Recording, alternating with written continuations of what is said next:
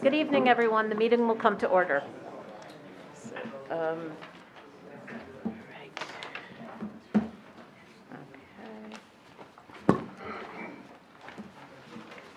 Papers together. All right, Madam Clerk, would you please read the adequate notice of compliance statement? Adequate notice of this meeting has been provided by the City Clerk's office in the preparation of the council annual meeting notice dated December 30th, 2021, which was properly distributed and posted per statutory requirements. Please be advised the fire exits are to my right, your left, and at the back of the room. The city has a listening system to assist the hearing impaired. If anyone needs hearing assistance, please obtain the system at the dais and return it thereafter. Okay, and could we have a roll call, please, Madam Clerk? Ms. Allen? Here. Ms. Hairston? Here. Ms. Little? Here. Mr. Miniger? Here. Mr. O'Sullivan? Here. Mr. Vartan? Present. President Fox? Here. Okay, if we could all stand for the Pledge of Allegiance, please.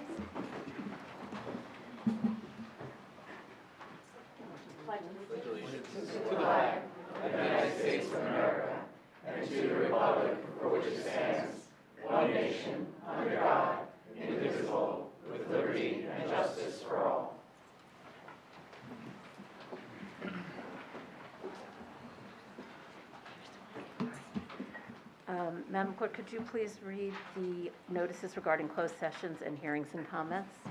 A closed session meeting is authorized by state statute, was announced and held prior to the start of this meeting, and the known items for discussion were listed on the published closed session agenda. Please be advised that council meetings are broadcast live on Summit YouTube channel and Comcast channel 36 and Verizon channel 30, and rebroadcast on Thursdays and Saturdays on HTTV, Comcast 36, and Verizon 33. When invited to speak, please come to the lectern, clearly state your name and address, spell your last name, and speak into the podium microphone so that your comments can be understood by all and properly recorded. Whenever an audience or council member reads from a prepared statement, please give or email a copy to the City Clerk's office at cityclerk@cityofsummit.org. To help facilitate an orderly meeting and to permit all to be heard, speakers are asked to limit their comments to approximately 3 minutes or so in length. Unless you are using an electronic device to follow the meeting agenda or need it for professional emergency contact purposes, please turn it off. Thank you. Thank you. Now moving on to approval of minutes. Do I have a motion to approve the regular and closed session minutes of May 17th? So moved. Second. Okay. All in favor? Aye. Any opposed? Okay, motion carries. And you okay? All right. We're moving on to reports now. Madam Mayor? Thank you very much, Council President. Good evening, everyone. It's great to see so many people here. To help inform decision-making about a potential permanent street closure, Summit Downtown, Inc. is hosting an online survey on the temporary Maple Street outdoor pedestrian mall. The current one is temporary, and they would like to hear from you. Please take a few minutes to fill out the survey at summitdowntown.org. And it's been emailed to many residents and all the merchants and all the owners in town. Thank you to the Department of Community Programs, American Legion Lindsay Street Branch, Summit Elks, Summit PAL, and everyone who participated in the Memorial Day Parade and ceremony on the Village Green. It was an honor to participate in the event and to recognize and remember those who gave their lives so we can live ours in freedom. It was also the 5th anniversary of the death of Detective Matthew Tarantino, who contributes so much to our lives as our colleague and friend, and to our community as a police officer.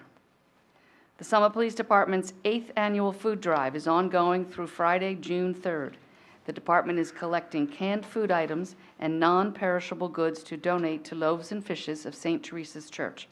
There is a drop-off location outside Council Chamber in the Police Department lobby.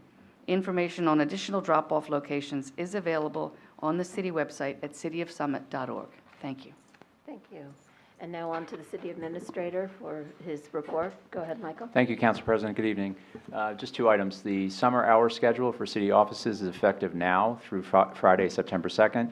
City offices will open for business at 8 a.m. and close at 4:30 p.m., Monday through Thursday. And then on Fridays, offices will open at 8 a.m. and close at 1 p.m. The construction office in the Department of Community Services will operate Under a modified summer schedule, the office will be open Monday through Thursday, 7 a.m. to 4:30 p.m., and on Fridays from 7 a.m. to 1 p.m. And then the second item, beginning today and for the next 6 months, Summit residents can bring household food waste to the municipal transfer station as a part of a trial food composting program. If the program is successful, it may continue. A list of acceptable items is available on the City of Summit at cityofsummit.org. Thank you, Council President. Thank you. Just before I start the Council President's report, if anyone wants a chair, there should be some chairs out in the lobby to the left. You can grab one and bring it in. As we try to process the unthinkable yet again, it's clearer than ever that we're facing a public health crisis of gun violence, fueled by racism, bigotry, and hatred. Our condolences are with the families and friends of those killed or injured in the recent horrific shootings in Uvalde, Texas, Dayton, Ohio, Laguna Woods, California, Buffalo, New York, and I understand today, Tulsa, Oklahoma. And with all Americans affected every day by hateful rhetoric and gun violence. Urging our elected officials to act on sensible gun control laws is essential, but what we're doing locally is also very important. Working to increase tolerance and respect and promoting diversity in our government, city programs, and among volunteer groups continues as a focus of our mayor and council. No matter where you come from or what you believe, you belong here in Summit. I continue to be thankful for the productive and proactive relationship that the Summit Police Department has with the public and private schools here in Summit, and the informed decisions they make each day to keep our schools secure and our community safe. Now for some general announcements. I wanted to provide an update on Broad Street West. Council had planned to vote on this project in May, but over the past 4 months, the mayor, council, and city staff and professionals have been meeting with residents, reading voluminous emails from residents, and listening to many, many comments from members of the community at council meetings and at other meetings as well. We've heard your concerns, and we've been working with the redevelopers to address them. We will be presenting revisions that will address some concerns about the scale and design of the building, and will include a reduction in the number of units being built, as well as an increase in the number of parking spaces. We are now ready to present a revised plan that we believe is consistent with the master plan and addresses the community's needs. So I'm just briefly going to talk about the procedure. More details will follow on the city's website, and as we get more details, we will provide them to you. But in the interest of getting you as much information as we can, as soon as we can, here it is. So council will be holding a special meeting on Tuesday, June 21st. And at that meeting, we will present the amended plans, and we will introduce an ordinance to amend the redevelopment plan to conform to the project. The redevelopment plan amendments will be referred to the planning board after that meeting to make a consistency determination on the consistency of the redevelopment plan with the master plan, and that meeting will be on June 27th. That's the regularly scheduled planning board meeting. After that, council will hold a public hearing on the redevelopment plan amendments on July 19th. Community members will have the opportunity to ask their questions and comment on the plan amendment at that meeting. We'll also have our professionals there to answer your questions. We'll be providing more information on the schedule as it becomes available. And then just a couple of business matters. The annual Summit Has Pride event will be taking place this Saturday, June 4th on the Green, beginning at 6 p.m. This is a free event open to members of the public, and a schedule of performances and information on activities and concessions is available at summitcommunityprograms.com. The Summit Free Market is back on Saturday, June 11th at the transfer station at 40 New Providence Avenue. Stop by any time between 8 a.m. and 3 p.m. to drop off yard sale quality items and browse donated items, all for free. Visit summitfreemarket.org for more information. And then finally, Tuesday, June 7th is the primary election. Information on early voting, where to vote, and more is available on the city website at thecityofsummit.org or at the Union County Clerk's website, which is ucnj.org.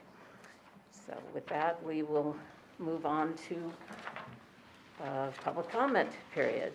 So at this point in the meeting, we will accept comments from members of the public about issues that are not topics on tonight's business agenda. Whenever an audience member reads from prepared statement. Please provide it to the clerk, either if you have a paper copy, or you could also email it to her at cityclerk@cityofsummit.org. And I'm going to ask everyone, we've got a lot of people in the room tonight, so please limit your comments to 3 minutes. Please respect that rule just because everyone here is waiting patiently for their turn. And if people can try also to not repeat the comments that others have made, it's okay to say, I agree with so-and-so, or I agree with this issue, but try to keep it, keep this efficient for the purposes of getting us all out of here before midnight. So with that, I'll take the first comment. So come on up, and please state your name and address. Hi, good evening, Council, Mayor, thank you. I'm evening. Amy DiSibio, D-I-S-I-B-I-O, at 1 Essex Road. I want to talk a little bit tonight about the community pushback on this project, and I'm glad to hear that there will be some changes. President Fox, I hope that they are actually meaningful changes, ones that comply. I know you've received many emails about the project, seen many letters to the editor, you've seen the almost 1,100 petition signers. You've heard people at your own town hall and the town hall meeting that was hosted by Residents for Summit. You've seen flyers and social media posts. You've heard us at these council meetings, and again, thank you for the private meetings that you referred to. You've been generous with your time on those.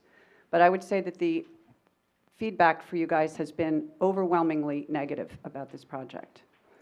The two reasons you've cited for putting it through are affordable housing, putting it through as is, or affordable housing and financials. The two main reasons. And Summit has been good on affordable housing so far. It's so good that we don't have a mandate to put in affordable housing. We have an agreement to continue with the state to build more affordable housing, and I'm proud of the fact that we have that. And frankly, we are building things now, and for all I care, this whole project could be affordable housing as long as the building complies with the zoning.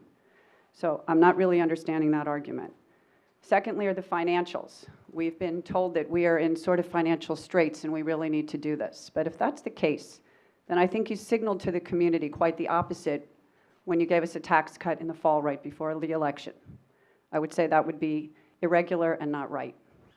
I would also say that building this fire station that costs a lot of money at this time could have waited. We've kicked this project down the road many times, and I think it could have been kicked down a little further and maybe done a few more Band-Aids if we're really in such financial trouble.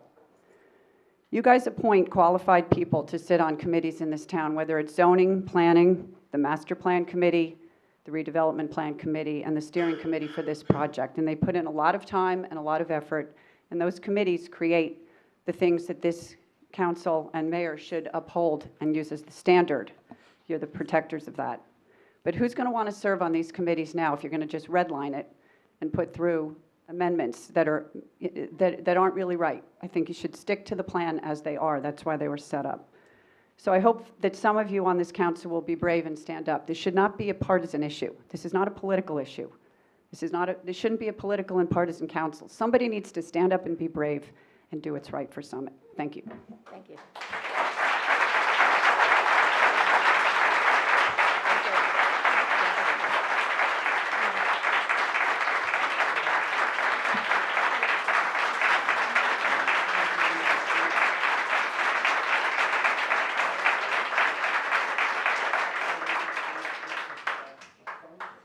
Good evening, Mr. Bennett.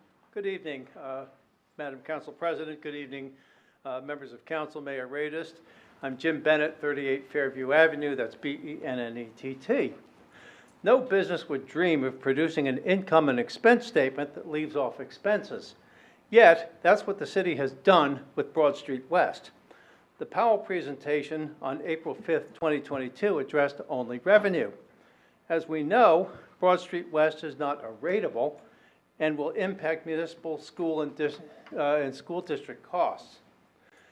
Mr. Rogers explained that while there are various methodologies for predicting municipal service costs, they typically are not very accurate. Accuracy concerns, however, do not justify inaction. Typically, municipalities conduct a fiscal impact analysis when considering new land use. I understand from Mr. McGoey that most commonly used methodology is the per capita cost allocation method. Under this methodology, one divides the total annual municipal cost by the population and multiplies the result by the number of estimated new residents in a development.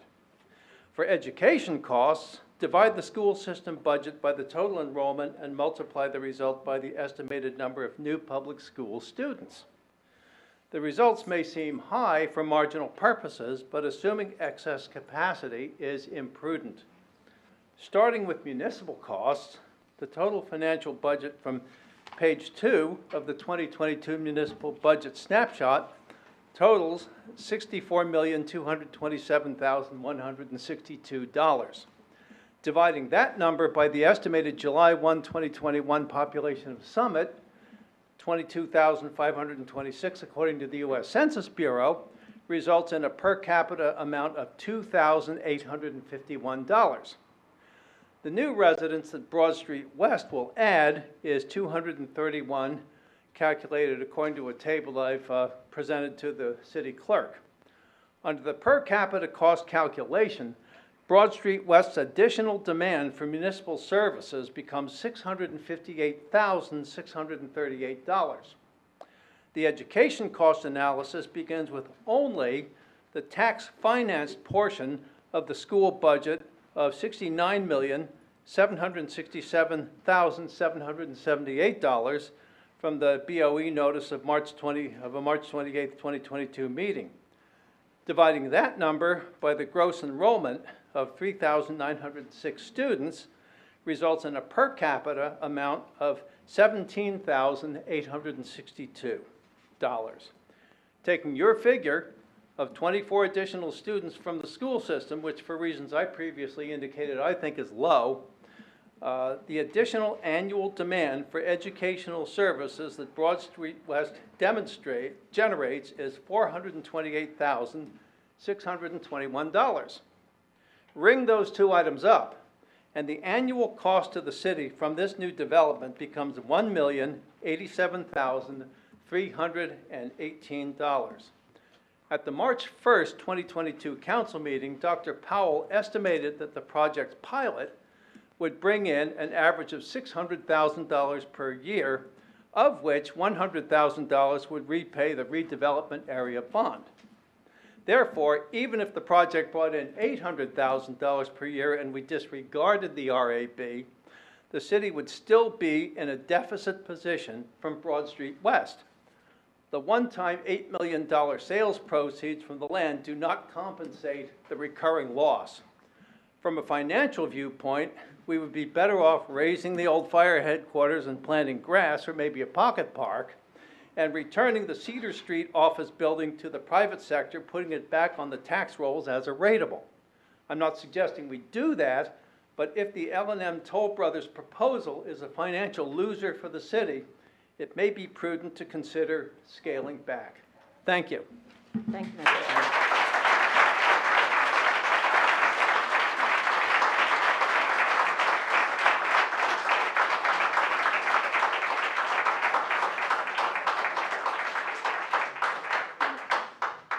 Hello.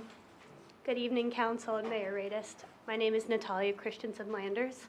I live at 80 Whitridge Road here in town. I will not repeat or go over comments that were previously shared, all of which I agree with, but I wanted to get up and say I personally oppose the Broad Street West redevelopment plan in its current format. I grew up in Summit. I lived here my whole life, minus a short stint in New York City after college. I moved back here to Summit, New Jersey to live in the town as it was, the way that I grew up in it. If I wanted to move to a town like Morristown or South Orange that had, you know, the density that I believe this project will bring to the town, we would have. I think that this is arguably one of the most consequential projects to face council, and has the opportunity to completely and irreversibly change the character of our town, which causes me great concern. And I appreciate that you're taking the time to reevaluate the current plans and to listen to the concerns of citizens like myself and others here tonight. And I urge you to continue to do so. Thank you. Thank you.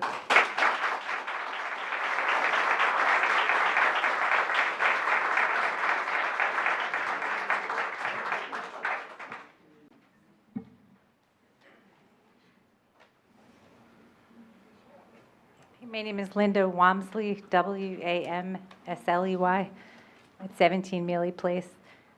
I've been a lifelong resident of Summit also. I run a business here in town. Very proud to call Summit my home. I see a lot of inconsistencies. I believe there was always a cutoff that we would not have buildings larger than 3 stories in downtown. I don't remember ever seeing a 5-story building. The Bassett Building. When did? 1930s. Well, There's on Summit on Euclid Avenue, there are two apartments that are 7. 6 feet, 6 and 7 stories. okay. I think she should be allowed to finish. You're right, and I apologize. Go ahead. I had the unique experience of having 3 kids at 3 different schools. At the same time, the Morris Avenue Bridge was closed, like a lunatic driving around every morning. I don't understand how adding 200 to 300 more cars in the middle of town is going to make our quality of life any better. I think there could be a better use for that space. I don't understand why such a large building is going in Summit. It doesn't fit with anything else that I see there. The parking garage, as a woman, I refuse to park in a parking garage because I don't feel safe. So putting another dark, menacing parking garage in the middle of our beautiful town, just everything. Chris Anderson is very careful about the way things look when a building is complete. And I think when it's all said and done, everything always looks beautiful. Putting a large parking garage in the middle of town, that's not in walking distance to anything, is for what? I mean, are you going to park there and go shopping? What is the parking for? Just the apartments? And while we're talking, the Maple Street project and closing Maple Street is great, except all the stores close at 5 o'clock. And they complain that the mall is taking their business, but the mall's open till 9. If we're going to close the streets, then let the stores stay open. Get somebody to stay open, because you go out for dinner and then there's nothing. There's nothing to do. So these are my observations. I am against this monstrosity in the middle of town. Thank you for listening. Thank you.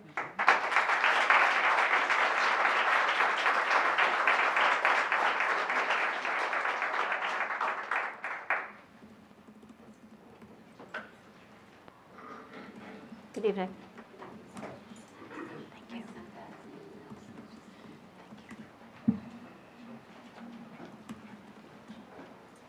Good evening. My name's Mary Farrell. I live at 117 Beekman Road. Thank you, Madam President, Mayor, and Council. I had a list of questions that I did not get to ask the Mayor when I met with her a week ago. I won't ask all 10 questions, but I'll hit on some of the important ones. The first speaker hit on 3 of the major issues: the pilot, affordable housing, and another question I have. As far as the pilot program, my question is, does the town have a projected 5-year budget that you can share with the residents that justifies implementing a pilot program? I don't see what the big revenue drive is here. There must be some drop-off in tax revenue or something. So if we can justify it, it just would answer more questions. Secondly, I'll just read this as it is. On the City of Summit website, Mayor Addis has an open letter describing the project and reasoning behind some of the decisions that have been made. Currently, the city collects $30,000 from Sub-District 3, which is a total of $6,000 going to the municipality. Part of that is that it's city-owned property, so there's no taxable revenue there. My question is, if we were to sell off Sub-District 3 to a private developer, and not use the pilot program, what would be the tax revenue based on 72 apartments and the retail in the bottom. So we could see what the need is, what the revenue is coming in. I think that's a fair question. Lastly, the mayor had also said that for the quota for affordable housing, we need 50 units, and that this project, as it stands now, will be 21 units. My question to you is, there is a lot of other current building going on in town.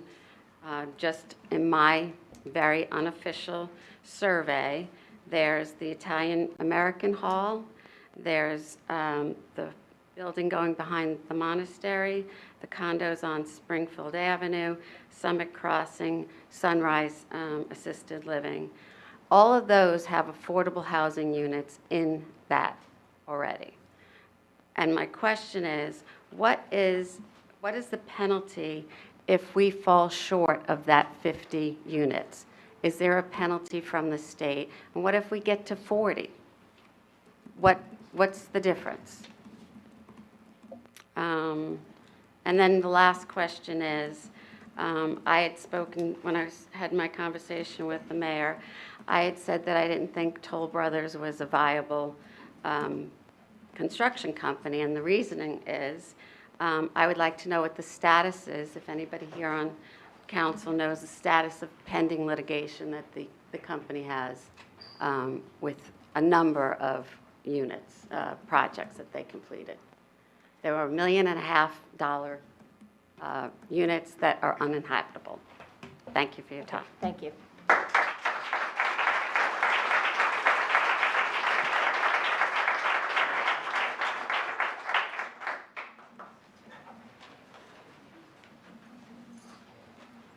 Good evening. Good evening. My name is Bruce Chambeau, C-H-A-M-B-E-A-U. We reside at 113 Witch Ridge Road, Summit, New Jersey. We want to thank you for all your volunteerism. The town of Summit appreciates that quality here. I'm asking the council to scale back this project. I walked over the other day to the actual site, and I was trying to imagine looking up 2 stories, 3 stories, 4 stories, 5 stories. Then I tried to imagine, what about the 200 cars? They're going to be here every day.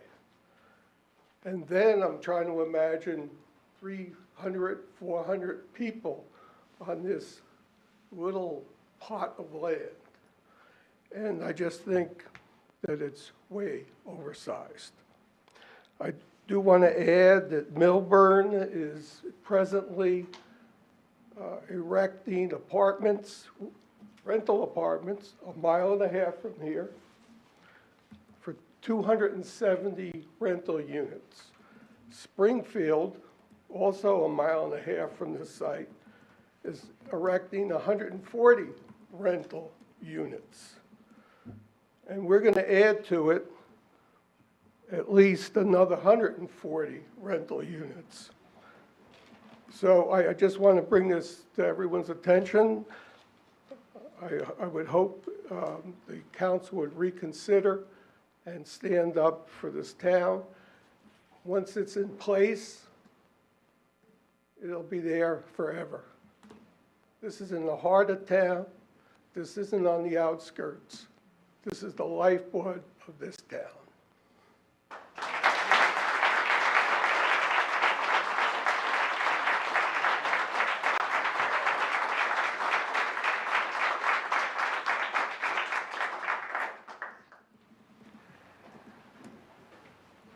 Hi, Sue Good evening. Roberts, 48 Oakland Place.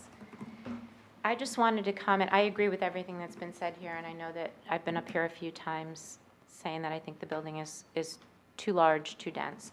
But I want to make one comment about the Bassett Building, because that's come up repeatedly.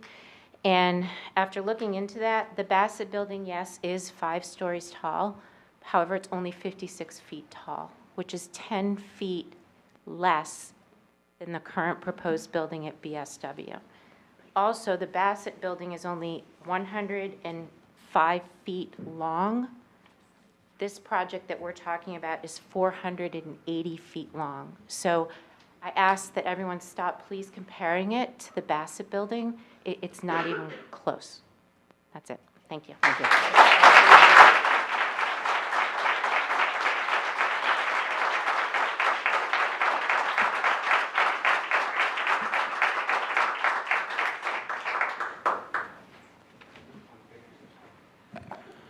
Guy Hazelman, 21 Ruthven Place. I've never been more proud of my fellow residents here, and let me tell you, I lived in this town and love it, and I'm usually very proud of my residents, so I think I agree with everything they said, and it was well said, but I just want to make one point that concerns me, and that is when you kind of gave the calendar and you talked about how you're already scheduled to vote on this, if I'm not mistaken. Am I allowed to ask you a question, Council President, about July 19th? July 19th is going to be a hearing and vote on the redevelopment plan amendments. Okay, and we heard earlier that we hope that it is material, and I would agree that I hope it is material, meaning the new structure. And July 19th is a little tough to have votes like that. And I remember that about 15 years ago when they scheduled a vote for parking downtown. I don't know if it was the gates or they were going to, and the town got very upset over having a vote when most people are away for the summer. And eventually that did get delayed until September. And the other thing we heard here tonight is this is one of the most consequential decisions for the character of our town, certainly than I can remember, and I've been here my whole life. So with that, I don't know if any votes should take place over the summer. If it's that consequential, I would hope that we could push it to September when people are back. That's a request. I hope you'd consider it. Thank you very much.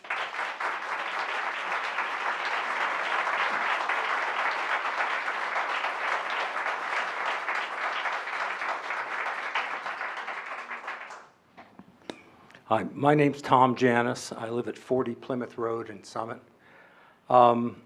My grandparents moved to Summit over 100 years ago, and we have absolutely loved living in this town. Born in the town, work in the town, live in the town. The only other time I've ever spoken before you was 30 years ago when we spoke about building the City Hall in the middle of the Village Green. And a number of us who had grown up in town, I think Gil Orrin spoke also, Steve Schroeder, myself, and we absolutely discouraged putting this monster City Hall in the middle of the Village Green. And the Common Council at that time listened to us. They initially were very strongly in favor of putting it there and heard the community. And the only reason I'm even speaking now is I want you to listen to our community. The Common Council listened to the citizens of the town 30 years ago. Fortunately, we don't have the Village Green with a large parking lot and a big building in the middle of it, which would be a complete disaster. I hope you don't do the same thing now. Thank you.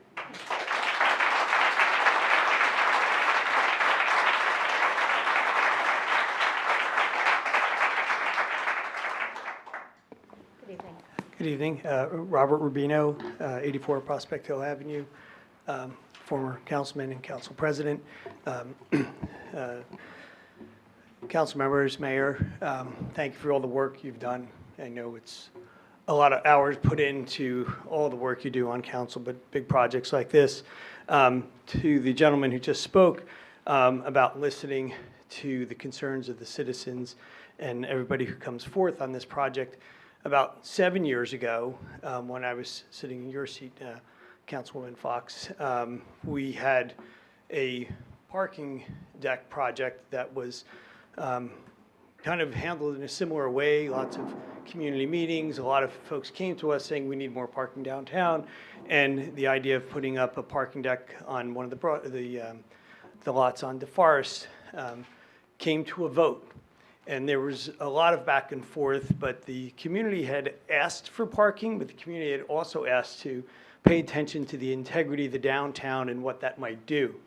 And when it came to it, to a vote, which is probably around this time, as council president, I did just what that gentleman said. And I listened to the citizens of Summit, and the other council members were in agreement to pull the plan for that parking deck. And I think the difference here is this project, I don't recall there being a large outcry for a development of a large multifamily unit in the downtown. And while I think that area does need to be improved, so I think the spirit's right, when I look at the size and the scope and the demands this will put on not only the residents, but the infrastructure of the town and the traffic, I think it's too big and too much and not Summit enough. So I would ask that there may be more deliberation on this, on the size and the scope, and maybe take more input and I know this has been done well as far as getting community feedback and things like that, but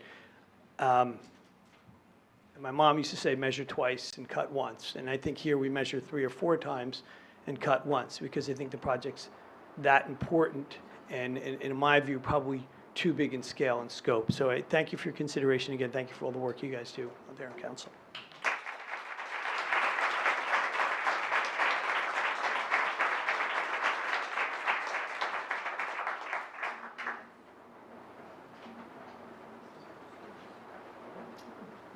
Good evening. Good evening. Armando Rodriguez, R-O-D-R-I-G-U-E-Z. I am a resident of Summit for 33 years, 27 Harvey Drive. Just want to say my piece, if you will. Thank you for allowing me to come up here. The one question I have for you all is why? Why are we doing this? Why is it that we need more pollution, more cars on the road, a bottleneck in that area, if you will? Additional sewer. I'm sure we're going to be paying additional monies for sewer service. Water use. Garbage. That's already a problem. So although I agree with everything that has been said, I'd like to add that really let's think about why do we want to change the character of the town. And that's all I have. Thank you. Thank you.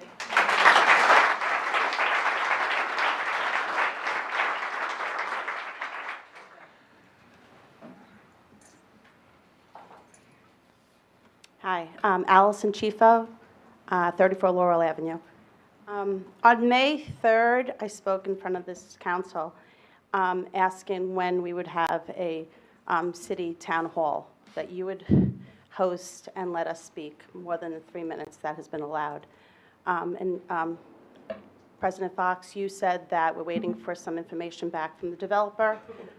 You promised that it would not be held during July or August. I mentioned that the summer is coming. Summer has a different definition for everybody. The city of Summit last week on their posted that summer hours are now here. So according to the city, summer already started.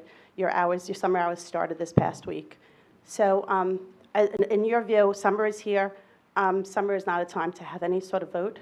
You promised that we would have this council meeting, this town hall meeting, and I just want to know do you have an answer for us for when the council meeting will be held?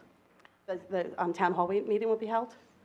I've answered that I don't know if you were here at the beginning of the meeting, but I talked about the schedule. So the presentation on the project will be on the 21st of June. So close, okay, so after school, my kids are not in school anymore. That's after the schools close and some of them. Well, you know what, we'll address all this at the end, but I did go over the schedule. Make your comments, and then at the end I will talk about So everything. I just want, so there is a town hall meeting scheduled? It's a special council meeting. It is not a town hall, and we will have it on the 21st of June. So there's going to be room for public comment? Actually, not at that meeting. That will be,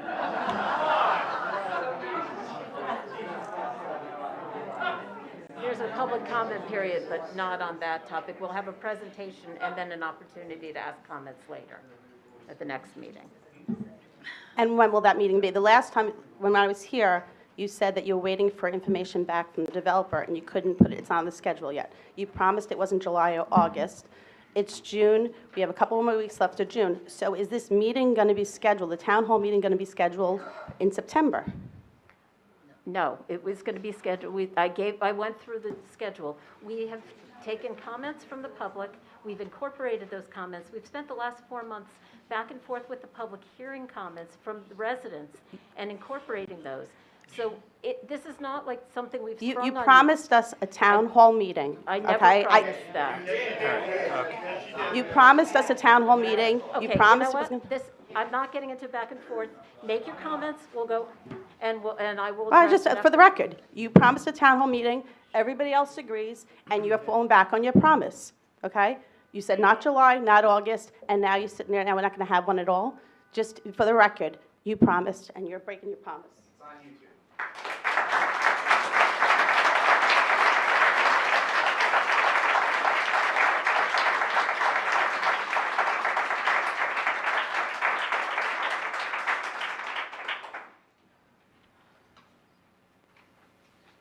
Good evening. Good evening. My name is Catherine Schwartzstein. I live at 44 Lowell Avenue. My last name is SCHWARTZSTEIN. I also want to thank all the council members for your time and dedication to the city. I know it's a lot of time away from your families and your lives, and I do really appreciate it. I have lived in Summit for almost 16 years. I'm proud to be a Summit resident. I served on the zoning board for 4 years, so I'm familiar with a lot of the issues in the city. I echo a lot of what I've heard here tonight. I think that the scale of this is just way out of proportion. I have 3 children in the Summit Public Schools. I will echo what I've heard here. Traffic is a major problem. I also have a business in Summit, and it's off of River Road, and traffic is a major problem. A very well-spoken gentleman here tonight mentioned several other developments going on in other cities.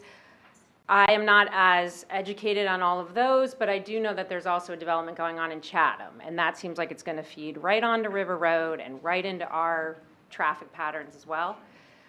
I would urge you to reconsider this project for a lot of different reasons.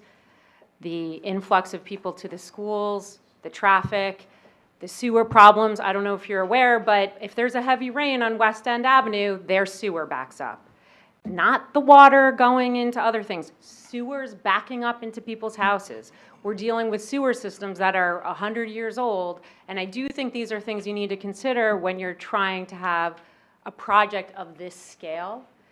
And I also just wanted to mention, and I haven't been at every meeting, so I don't know what communications are being sent to the city, but I do have older neighbors that had mentioned they had heard about this project, but they aren't on social media or Facebook, and I just wonder whether or not enough communication has been going on out in print or mailings to make the general public aware of this, because not everyone is as keyed in to what's going on in the city. And I would say that school is officially over on June 13th. I think some graduations are going on June 14th. So if you are having a very special meeting on the 21st, I'm sure there will be a lot of people out of town, and I would urge you to reconsider scheduling that, just so that if there are citizens who want to participate, that they're able to do that. Thank you. Thank you.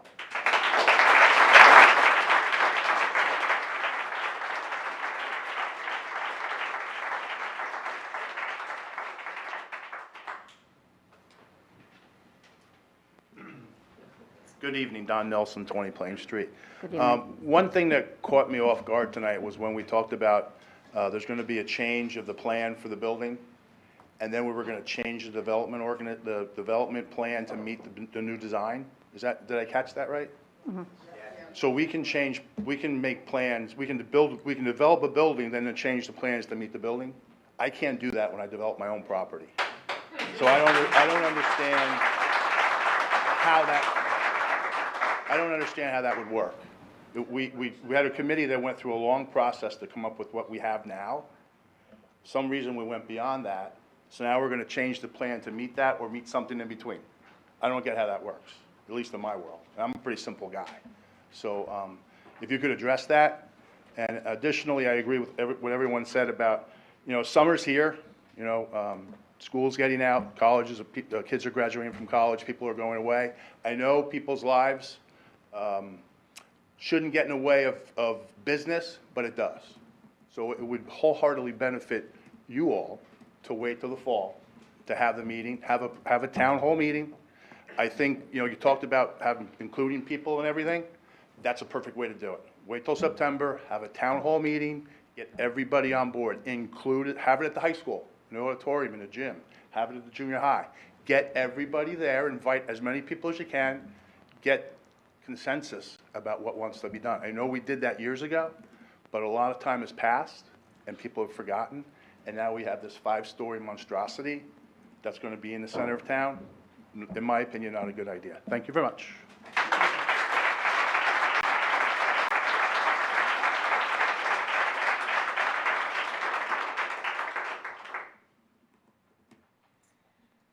Hi, my name is Irene Loschert. I'm at 14 Lenox Road.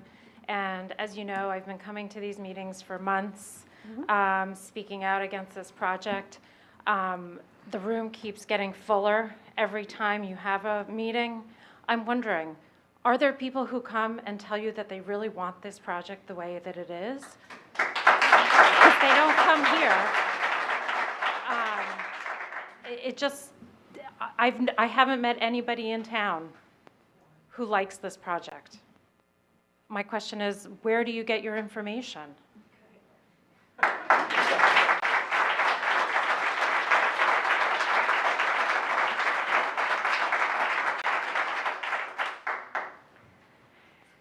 Hi, my name is Liz Barrett, B-A-R-R-E-T-T, and I live at 189 Kent Place Boulevard. I grew up in Summit, as did both my parents, and I'm raising my 3 kids here. So like you all, I care about Summit, and I want to thank you, as others have, for all the time that you spend working on behalf of Summit. I want to see this council succeed. I voted for most of you. I support most of what you do. I do not support the current Broad Street West plan. I have not heard any of you make a compelling case for this version of the plan. What is the sales pitch for Summit?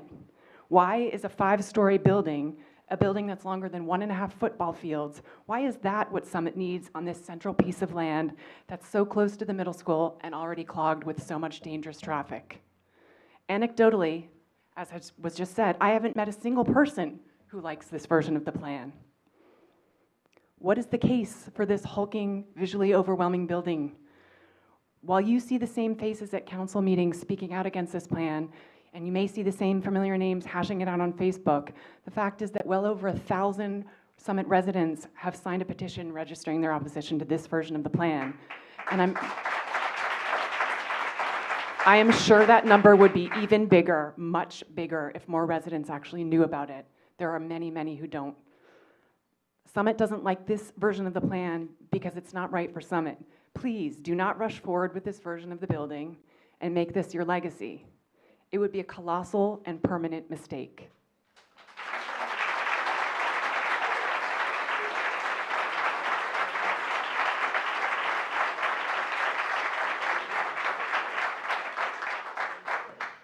Hi, Charlie Cusimano, 22 Bedford Road, C-U-S-U-M-A-N-O. I agree with everything everybody has said here.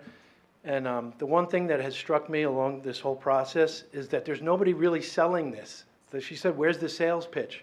I work in advertising. Does anybody remember New Coke, 1985? This feels like New Coke.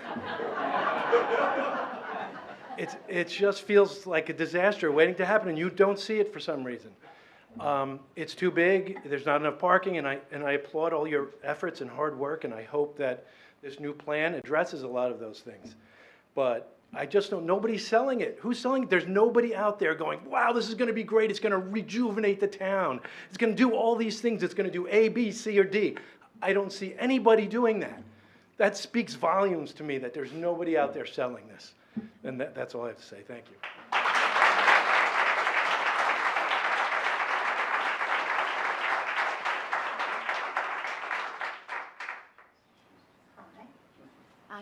Rosen. I'm at 142 Mountain.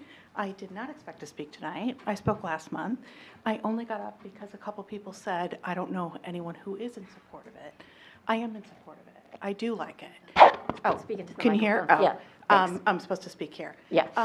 I am in support of it. I'm not discounting any of your opinions, but I think there are Excuse me, Tina, a lot of people. if you don't speak into the mic, Sorry. they can't get it on the TV. Sorry. That's okay. I think there are a lot of people who are in support of it.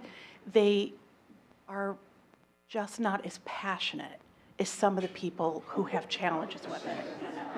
And I think that is why some of the people who feel like they're not voicing that, because some of you are very passionate and they don't want to fight with their neighbors. And I trust council. I trust this process. I see that I'm curious to see what's going to happen with parking. But what I'm only here because I'm saying somebody said no one's in, oh. Okay. I support the project. Excuse me. Because I think it's good. Excuse me. You're not interrupting other speakers. You had your turn. I'm supportive of the council. I'm supporting the project that they're doing. I do want to know more about the parking situation that will come. I don't have all the suspicions that a lot of people do about what's going on with this project. I think there are many other people like me that are in support of the project. They just don't want to come out online in a meeting because just some of what's going on here. People are attacking people online, and I think a lot of people don't want to go through that. So I'm just saying I'm in support of it. That's it. Thank you.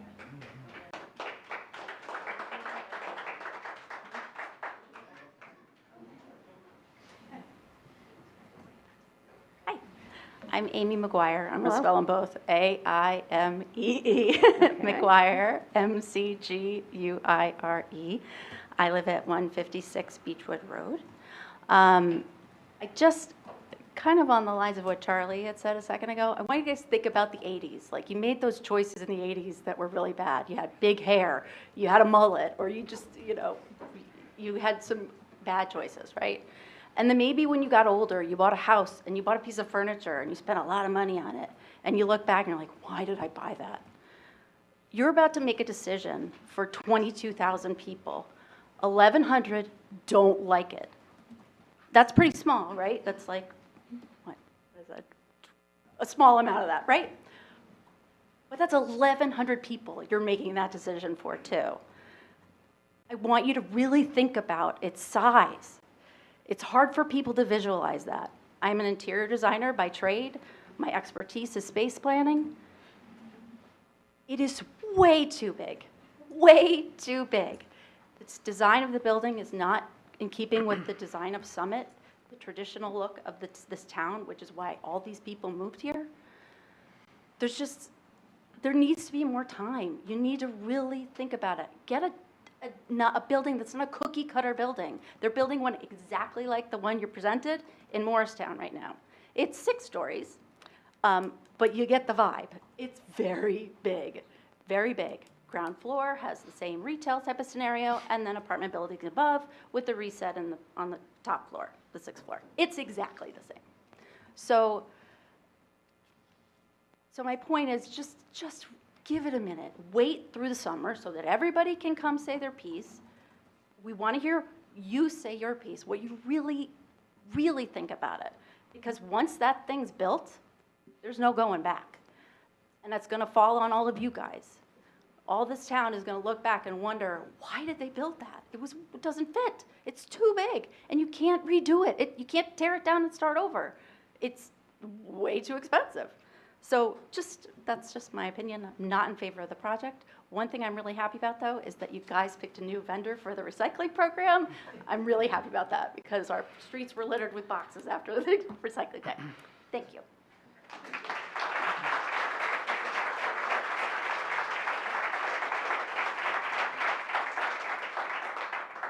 Council President, I don't want to be blamed for anybody's hair in the 80s. Okay. Can I just put that on the record? Sure. Thank you. As the youngest Duly member. noted. Thank you. Thank you. None of us do. My name's Corinne Kelly. I live at 52 Oakland Place. Corinne Kelly. I live at 52 Oakland Place. Thank you all for your time and dedication to our beautiful town.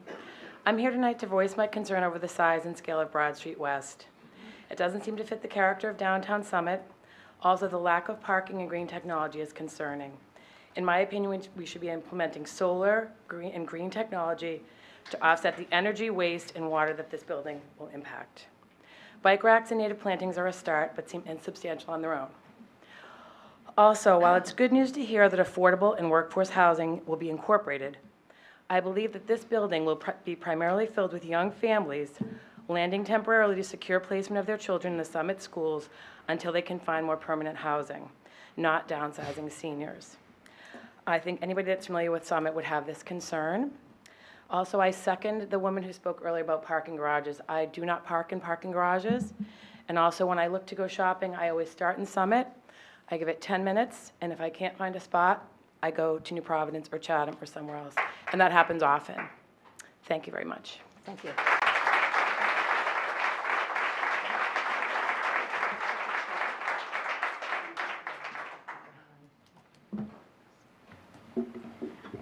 Hello, good evening. Good to see you all. Brian Fellman, 57 Madison Ave. I just have been listening to everybody's thoughtful comments, and I just want to make a point that, first of all, obviously, I think that I don't speak for everyone here, but I personally and my family appreciates all of the work that you guys do, and to go beyond that, like, we're all very fortunate to be here, and I mean that. This is a wonderful place to live. I'm not from here originally, but I'm very thankful to be able to raise my family here for many years to come. But also I wanted to bring up a couple of things related to Broad Street West and related to, there's a lot of people here that want to know when should they be here? What should they be here for? What is the what are the, there's a lot of people, everyone's talking about the 1,100 people. They want to know when should they show up? When is it going to be on the agenda? There was nothing on the agenda tonight, actually. It was very, very nice to hear I was on the train, actually. I heard some of the opening remarks by the council president in terms of the timeline. But had we not known that, I didn't know that was going to happen. So, like, for example, if people didn't know, how would they have known to show up to speak about what's going on as it relates to the timeline, to times to show up to talk about these types of events? And I think that's very important, because if nobody was here, you would have gave your update and nobody would have been here to address it. But I also submitted something because I didn't know if I was going to be here. So just real quick, just the letter that Michael Rogers submitted on April 24th. He referred to sub-districts 1 and 2, saying there was a considerable negotiation and a complete change from early 2021. So I just wanted to know, what are those changes? Will we get to hear about all of the sub-districts changes, 1, 2, and 3? Before there's a vote on Sub-District 3, because I think they're all interconnected as the way they were explained in the opening town hall that was virtual. So I think that's, they have to be self-sufficient, but they're all interconnected. One is parking, some are housing, and I think it's very important for people to understand that. So that's one thing. And another thing that was stated was that there was this meeting, and also in the tap into, was that there's things being done with Sub-District 3. So I just want to know, is it going to be in compliance with the redevelopment plan as is, in terms of the amount of units, as well as the amount of parking, without any density bonuses or using property for other places and things like that? Are we at 70 to 80 units? Or we have parking that is in consideration? And the last thing is, for the city administrator, I'd like to ask, can we have a fulsome conversation about the financials, not from the hired Nassau Capital Bob Powell? We need to hear more than 8 minutes, more than just the budget. We need to hear the cost benefit. We need to see it on paper. There's a lot of people in this town that can review it, research it, come back to you, and help make a positive outcome for this project. So I'm in support of the project when it's done right, but not as is. Thank you.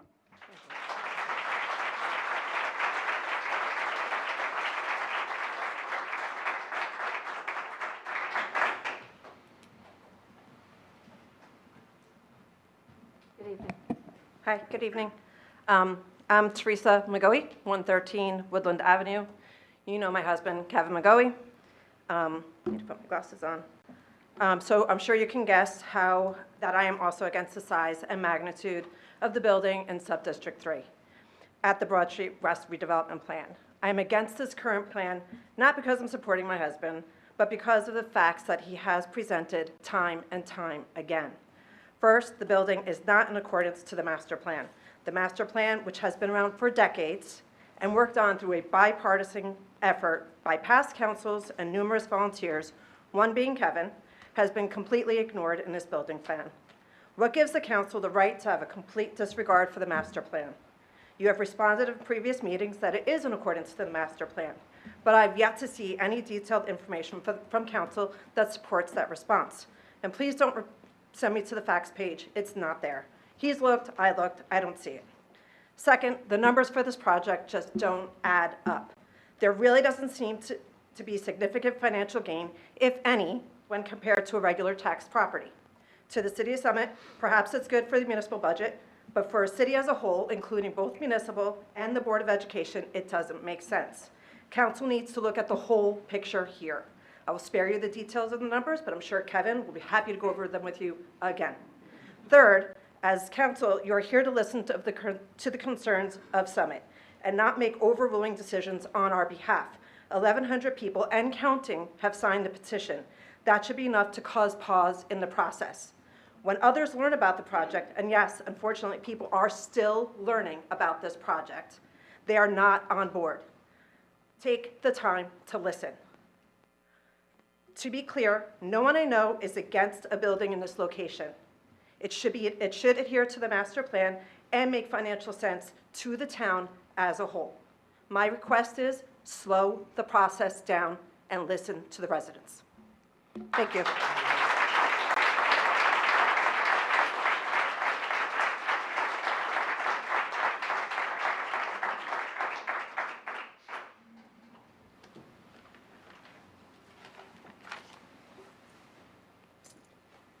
Good evening, I'm Diane Dresdale, 54 Valley View Avenue, Summit, New Jersey. I'm actually going to change the subject for a minute, something I hope we all can agree on, but I don't know. I'm here to just announce that on Friday, June 3rd is National Gun Violence Awareness Day, and I don't have to advertise why it's important. There was another mass shooting just this evening in Tulsa, Oklahoma. So I hope that people will come out and recognize this day. We're going to have several speakers, including the Attorney General for the state of New Jersey. It's 5 o'clock on the Village Green this Friday. And at the end of the day, I hope you listen to the speakers and you decide that preventing gun violence should be a priority in all our lives. I mean, our children should be our priority, and we don't want them feeling like they're threatened every day they go to school. The drills alone are debilitating emotionally. So I hope that you come to the rally and you listen to the speakers and maybe do a little research, and then as a result, in November, vote for candidates who believe in reasonable gun violence prevention legislation. And in addition, just so you know, most people aren't aware that there are 7 bills right now in the state, going through the state legislature, that would make our state even safer. Very common sense, again, bills, including safe storage of firearms, where you'd separate, make sure a loaded gun, a gun is unloaded and locked in a lockbox, so we would certainly reduce the number of suicides, reduce the number of gun thefts, which are a lot of gun thefts as a result of guns left out. There's many reasons. There's several other parts of these bills that are very important, not just for safety, but also for law enforcement to follow up and solve crimes.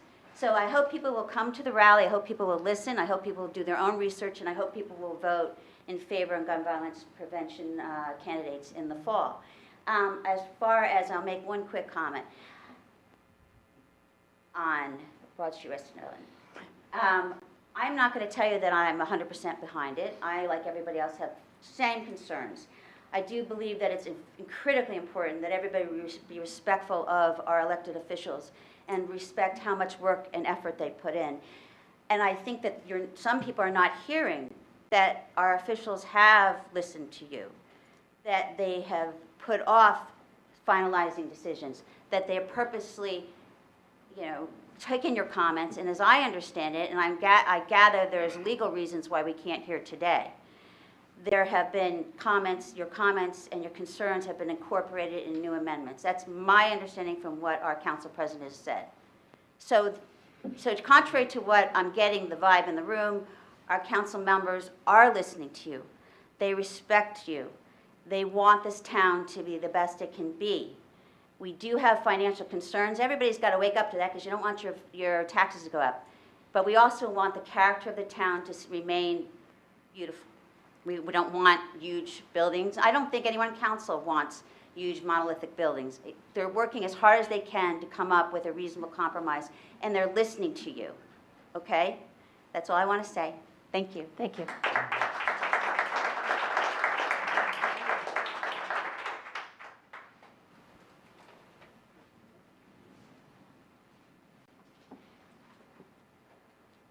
Good evening. Evening. My name's Drew Meany. I live at 18 Fernwood Road. I'm a longtime Summit resident. I learned to swim at the Y. I've been a taxpayer for 18 years. I've only come up to a council meeting and spoken 2 or 3 times. But I feel compelled to tonight because I'm just confused. I think the question why came up earlier, and I've been paying attention, and I haven't heard a compelling reason why you would do this. There's not really, I mean, if you have one, we would all love to hear it. The phrase or the term consequential came up as well. I think once you do this, you can't go back. That's the biggest. This will be the biggest thing in town. It'll dominate the landscape. It'll change the fabric of everything. And I just don't think you're considering that. I mean, you can't possibly be considering that. And the last thing that really concerns me is the process. Like trying to jam this through over the summer, it just seems, it reeks of either desperation or corruption.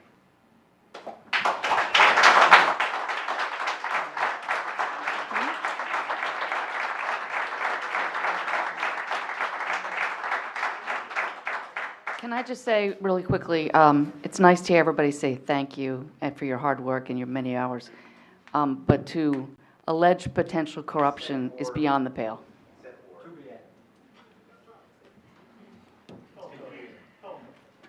My name is Patty Staunton, S-T-A-U-N-T-O-N. I live on Clark Street in Summit. I am among the many here that do appreciate that all that you do. We know you give a lot of your time, and it is appreciated. What I have in my hand here is the parking system and a review and evaluation from the City of Summit, which I found on the Summit website from dated November 2016. One of the areas that I have not heard addressed is the usage of the current surface lots that are in question. The Chestnut Street lot, according to your document, or I should say the document that I found on the website, lists the occupancy counts, and the time frames are from 8, 10, noon, 2, 4, 6, 8, and 10 p.m. On Thursday, June 9th, 2016, the Chestnut Street lot had a capacity of 59 spaces, according to this document, and I'm just going to read the numbers, and they're for those time frames. At 8 a.m., it was 60 vehicles that were there, with 59 vehicle capacity, 55, 54, 52, 47, 36, 32, and 24. So in 2016, this lot was used. and I know it's not part of this particular discussion, but I know we're also looking at the parking lot between the YMCA and the library lot, and that has a capacity of 104 spaces. On Thursday, June 9th, 37, 105, 65, 46, 82, 97, 79, and 57 spots were used. So, and in those spots are handicap spots. And I don't understand how we're taking away handicap spots. We have handicap residents that use those spaces for the church, for St. Teresa's services. We know we have people that use those spaces for the YMCA and the library. So I don't understand how we can take that away. The other thing that I don't understand is how we can put up a big building without a generator. We know, I lost power twice on Friday. Fortunately, not for a long period of time, but we know we lose power, and often it's not for a couple hours. So a generator is definitely something that should be included with this plan.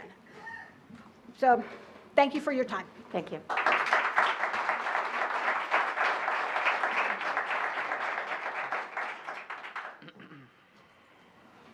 Hi. Tracy Keegan, 15 Sweetbriar Road. I actually came here to support Diane Dresdale tonight with the announcement of the gun violence prevention rally, but I felt compelled to say something quickly about Broad Street West because I do support it. As an on and off Summit resident for the last 23 years, I wholeheartedly support Broad Street West. You are all highly qualified, capable people who I know have Summit's best interest in heart. You have consulted with experts, including a Princeton professor, an expert on the matter, Bob Powell, have listened to your constituents, and have put years into this effort. And the fact that there are more people who support this project than don't says something. As with many changes, we often hear from those who feel most passionately, but when the same voices keep coming out and speaking against it, time and again, one wonders what is their true motivation behind it. You have withstood the slings and arrows of those not actually in the arena, and I thank you for that. I support Broad Street West because I like the idea of workforce housing. I like that we are fulfilling part of our low-income housing requirement, and I love the idea of a development that is walkable and focused on those who commute. I thank you all for all of the time you have spent and dedicated to our town, and I'm looking forward to seeing the results of your hard work. Thank you very much. Thank you, Ms. Keegan.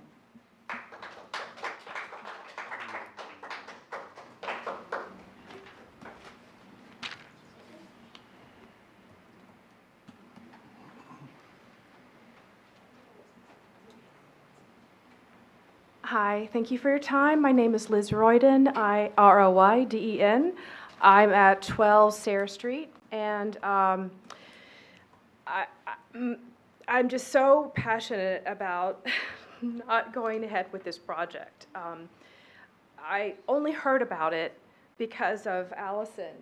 I was walking my dogs, and she was on her bike, and she stopped me, and she told me, she said, "Have you heard about this development that they're planning?" And I was like, "No." And she said, "Oh, it's a Toll Brothers development," and that made the hair on the back of my neck stand up.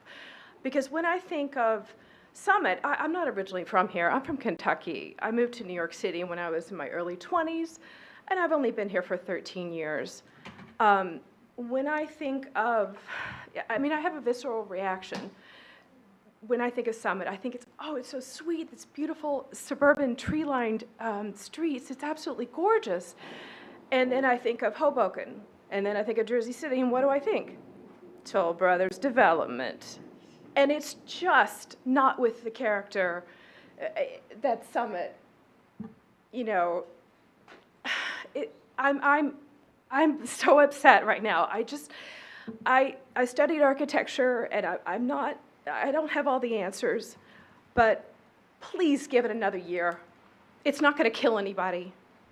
I think somebody should just go right back to the drawing board, literally, and start all over. And I mean, I'm sorry. I'm like about to cry up here. I just don't understand it.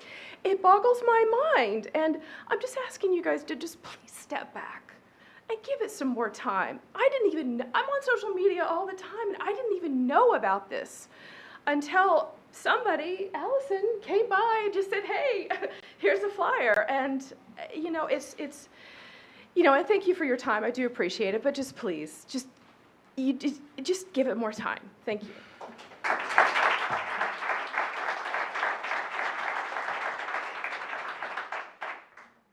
My name is Greg Sachs at ACHS, 92 Mountain Avenue. Lived in Summit for 50 years. Been a member of the master plan in the past, and I'm strongly opposed to this plan as currently described. It's much too massive for the size of the project involved. I think you have to go back and rethink it, and I'd be very desirous if you could find a local architect who would give his input into it, who had sensitivities for the city of Summit. Thank you. Thank you.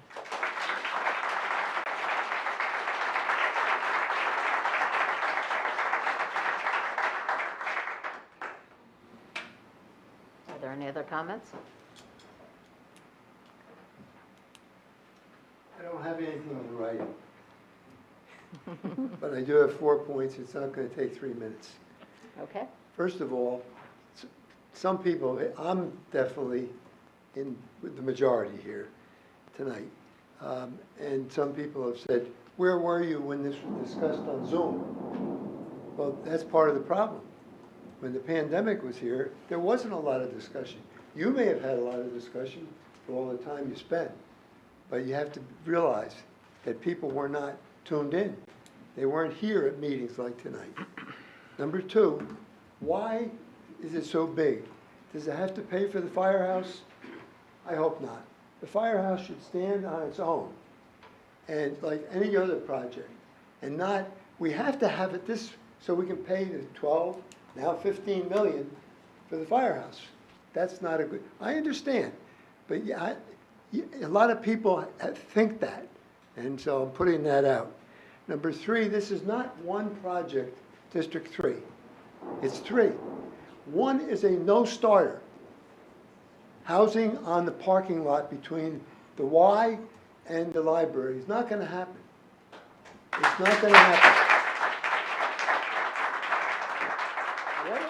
What effect does the removal of that, leaving that parking lot for the Y and the library, have on the overall finances?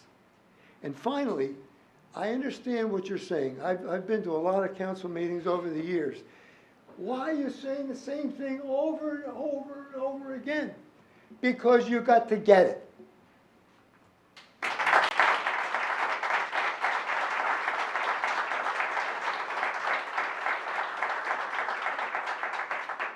Excuse me, 1 second.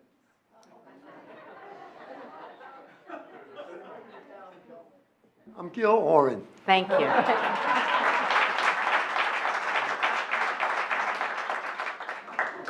Good evening. Hi, Miriam Zahn, 65 Woodland. I want to say I support redevelopment of Broad Street West. I support developing the area where the fire station is.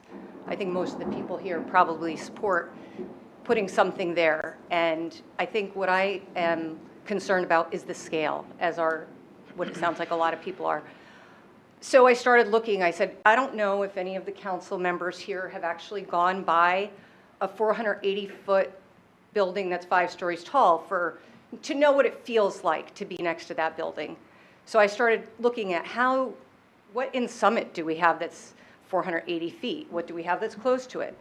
If you look at the facade of LCJSMS, that building is 30% smaller than Broad Street West will be lengthwise, facade-wise, but it's on 4.8 acres. Broad Street West is on 1.5 acres. LCJSMS is set back.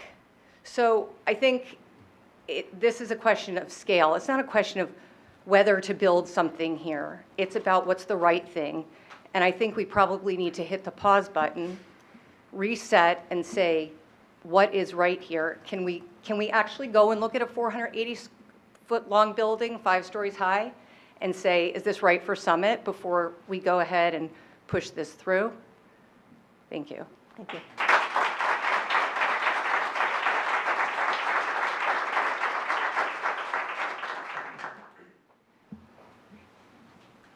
Hi, Dory Gagnon, 27 Bedford Road. I want to thank Dr. Rubino for coming out here and speaking out.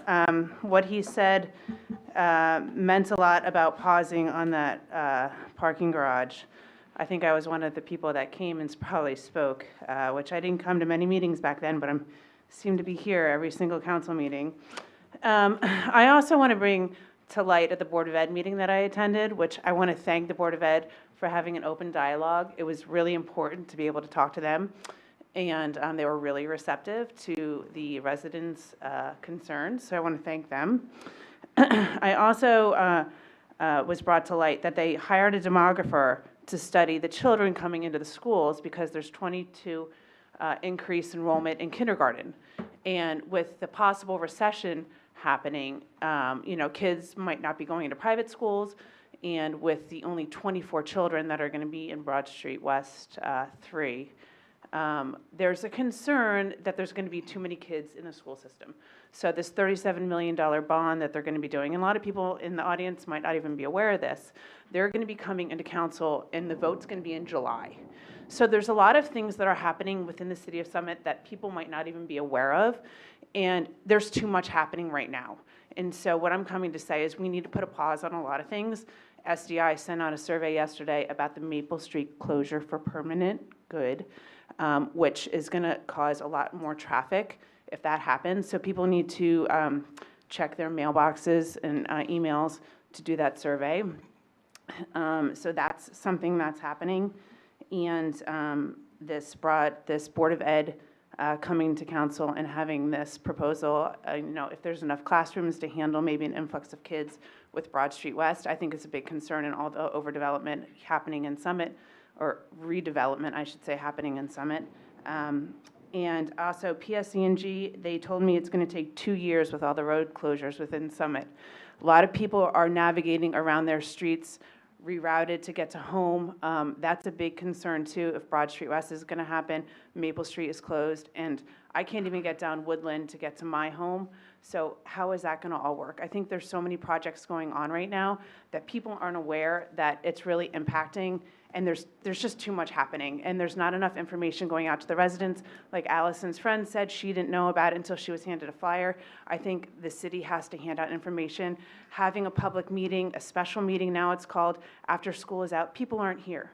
It's not fair for us. We're here all the time, but people plan family vacations. We're gone. We all want to be present. Is there going to be a Zoom session? Like Miss Little's not here. Is she going to be able to be present? Can we participate in a Zoom session? It's really important for us to be able to partake in those things. But again, we have college visits, family vacations, and a special meeting to be had after school is out is really hard for everybody. And there's so much happening this summer that we all really want to partake in it. I really think everyone needs to look at what's happening in general in the city. Thank you very much. Thank you.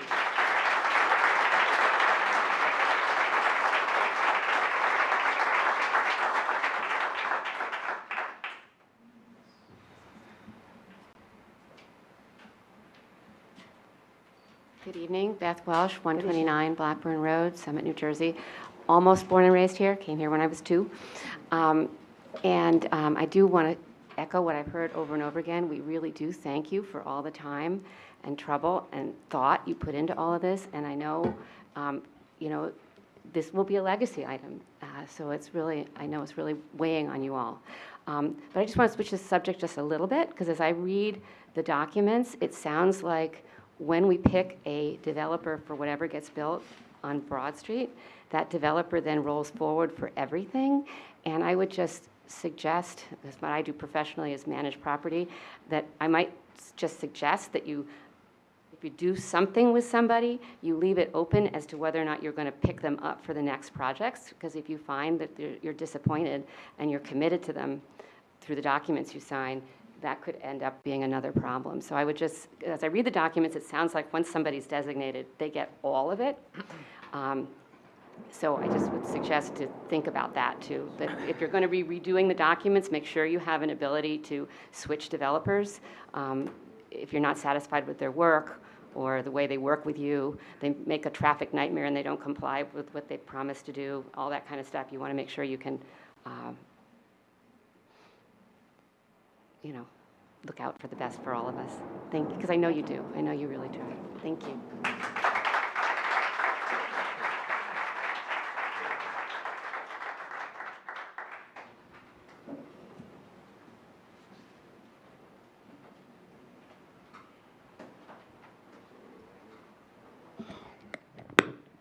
Hi, my name is Vikram Kulkarni, Kulkrni. I am a Summit resident for last 15 years. I live on 19 Baltusrol Place. This is the first time I'm attending a meeting, and I don't have any prepared remarks or anything. Welcome. Just going to give it a try. A couple of days ago, I heard about this project, and I came here because I really wanted to know why. So I was really curious why this really large project is happening in the center of the town when we are really having traffic issues, congestion issues, pollution issues, just a whole bunch of issues that are going to destroy the character of this town. And I didn't hear anything about the why. And I'm a very rational person. You might call me somewhat suspicious, but once I didn't hear any why, then the next question was who? Who is behind this thing?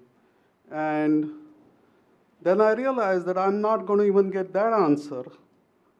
And the third question I moved to is what? What are the motivations? And having lived on this planet Earth for 56 years, I can only suspect what the motivations are. And I don't want to impinge on anybody's integrity or anything like that. But I think if the answers to the question why are not forthcoming, I think a lot of people are going to have the other two questions popping up in their mind. Who and what?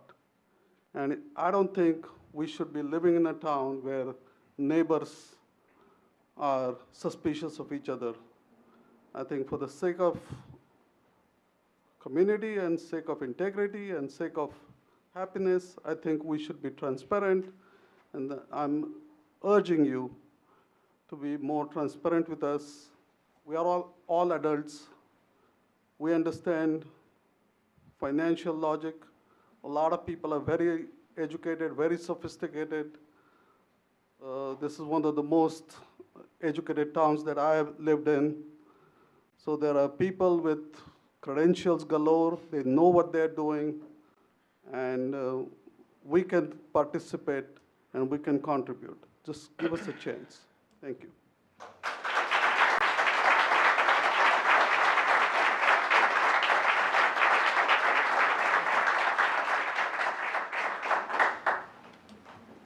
Are there any other comments?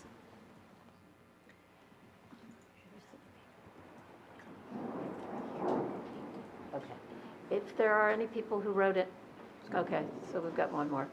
All right, and after that, if there's anyone who's written in and sent us an email, and you should plan to read your own comment or make your own comment, because if you're here, we're not going to read it. It's simpler to have you guys just make your own comments, okay? So go ahead, Mr. McGoey. All right, Kevin McGoey, I'm more sick of being here than you are of seeing me. So I'll try to explain to everybody in my dealings with you, which have been extensive, why this is happening. You're doing this because you think it's a good deal and we financially need it. You've said multiple times to me that if we don't do this building, we're going to have to cut services. And that reads great on a bumper sticker. You've told me when I said that money can't be the reason for doing something this extreme, well, we're going to have to disagree on that. Okay? It's all about the money. And that's the only reason why I talk about the financials. If it's not about the money, then what is it about? Is it about workforce housing? Because this workforce housing is not affordable housing. Not only, it's not. I know. You agree with me, right? And the developer is not paying for it. They're not paying for those units. They are excluded from the price calculations, as are the affordable housing units. They are not included in Bob Powell's computations. He took $8 million and divided by 112 units to get $71,000. There's 100 per unit. There are 119 units if you exclude the 21 affordable housing units. The workforce housing aren't even allocated to people who work in Summit. It is a made-up thing that benefits an issue that we've never, ever mentioned. It was never mentioned in the master plan reexamination, or any of it. So let's go back to the money, okay? It's not $71,000 a unit, because we're giving them $1.75 million up front. We are taking out a loan, a mortgage, Marjorie. This is not money that we're giving them $1.75 million and we're paying $1.75 million over 30 years, as you said in the last meeting. Yes, you did. That's exactly what you said. You said it's better to have money now. Everybody knows it's better to have money now than have it, and pay it back over 30 years than it is later. It's not. We are taking out a $1.75 million loan. Powell had it at 4%. At the time he put it out, when our prevailing interest rates were 2%. So it wasn't even a good loan for us. We were giving the developer $1.75 million to correct whatever. Move the gas line, I think Powell said, everything else. So really what we're getting paid for this property is $6.25 million. If you divide $6.25 million by the 119 units, they're paying $52,521 a door. That is ridiculously cheap. Powell said, what, the high end of the range was 75, right? That doesn't even include the over $20 million in taxes the developer is saving. I asked you guys, I wrote in the last meeting because I was unable to attend, what are you present valuing that $20 million saving stream over 30 years? Didn't get a response. If you use a 6% discount rate, it's $9.3 million. So we're giving them a $1.75 million loan that we're paying back. We're giving them $9.3 million in today's money in tax breaks, right? And they're giving us $8 million in return. And those taxes go to us. I know you say, oh, well, some of it goes to the county. Well, some of that comes back to us. $650,000 of the $1.3 million taxes they would have paid go to our schools. We pay for that. I understand you don't get the money to spend, right? Also, where did the $8 million come from? I've asked you and I've asked Danny, right? Okay, do you know where the $8 million came from? That came from a number that a friend of mine and a friend of yours said he came up with when they were talking about the firehouse, that they thought it was a good number to use to reduce the cost of the firehouse. This money is not going to reduce the cost of the firehouse. This is going to the reserve fund to spend over time on nothing. So it's money, and they don't even know what they're doing with the money. I tried to help them, but they don't listen to anything. Okay, that's enough. Thank you.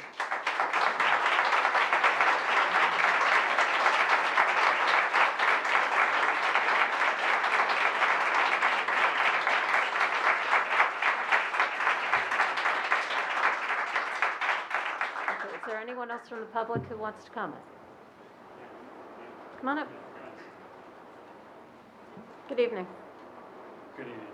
I'm Andres Quesada, QUESADA. I'm on 8 Glendale Road.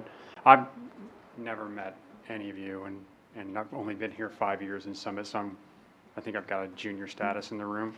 I went from Northern Virginia here to New Jersey about 5 years ago, and we fell in love with Summit after traveling several cities up the rail line, because I worked in New York City at the time, looking at schools, looking at towns, until we hit this place. And this was kind of like this little oasis of beauty and solitude and comfort that we found and fell in love with almost immediately.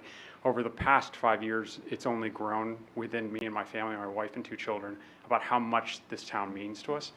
So that, and then looking at the comments that are coming from the room, and I respect everybody's opinions, even those that have support for the project and those that are somewhere in the middle and want to see changes. I have the opportunity from when I lived in Virginia to live in 2 different places in Northern Virginia, a place called Reston, that was what they called it because it wasn't yet a town, and then watch it develop enormously because of some really bad choices that were made about the downtown there and expanding the growth into large towers and mixed housing, et cetera. And what that impact had to that community through traffic and the number of people that were coming from DC and surrounding areas just to go shopping and then to come out to commute from those extra housing units out of the town to both DC and at the surrounding areas because there were technology hubs in the towns around it. I remember just, I think it was 2 weeks ago, there was an accident on the highway that drove all the commuter traffic straight through the city.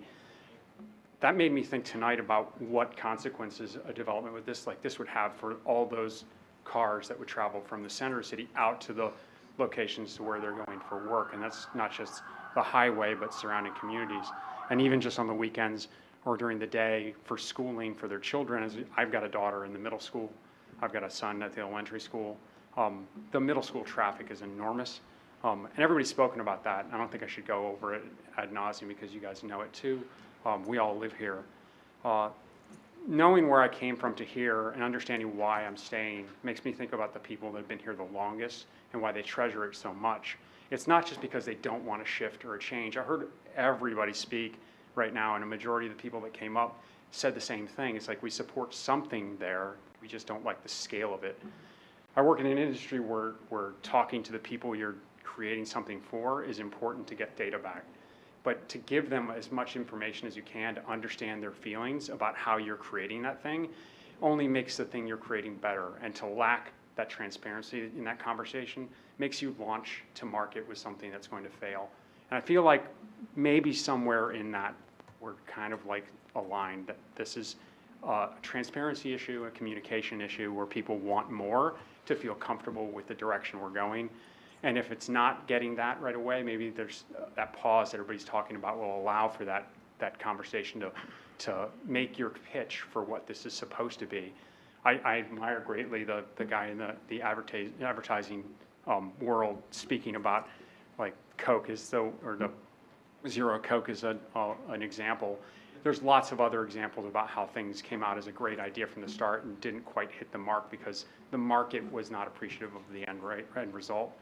This is kind of that opportunity to kind of like lengthen discussion a little bit and get that true sentiment from a majority of the people here, if not more. 1,100 people is fine. It's a small fraction of, I think, the conversation that you'd open up by lengthening this out past summertime. Thanks. Thank you.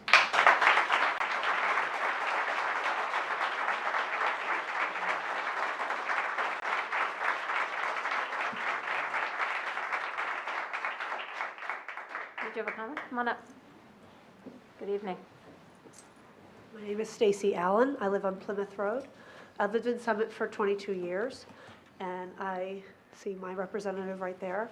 And I ask all of you to represent us in Summit. That is your job, to represent us. I think it's pretty obvious that we all want this project to slow down. A lot of us, maybe not all of us, but a lot of us would like this project to slow down. I think a summer plan for what you guys are talking about is unfair to the town people. So this plan obviously needs to comply with the redevelopment plan, and it doesn't do that right now.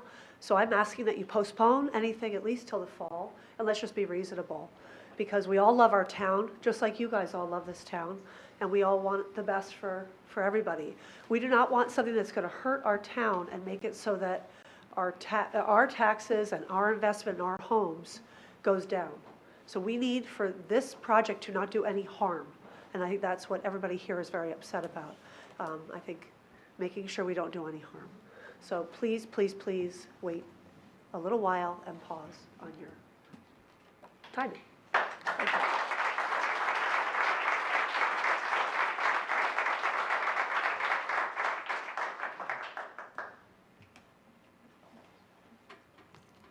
Any other comments? We done? Anyone who's written in? Yeah, we have a few written. Yeah, so is there, Mr. Hardy, you wrote in. Are you? Okay. Would you like to speak? Because we're not, if you're here, we're not going to read your comment. But the council will read it. Yes, we will read it. We'll just not read it out loud. Oh, okay, that's fine. We certainly have all read it. Okay, is there anyone else who is here that? Not that I'm aware of. Okay, so I'll let you go ahead and read the comments. Okay, so there were emails received between yesterday and today, and I earlier today I forwarded them all to the mayor and council. These emails will be made part of the official minutes. The following people did write in. I will not read out the names of the people who came here and spoke tonight that originally sent in those emails.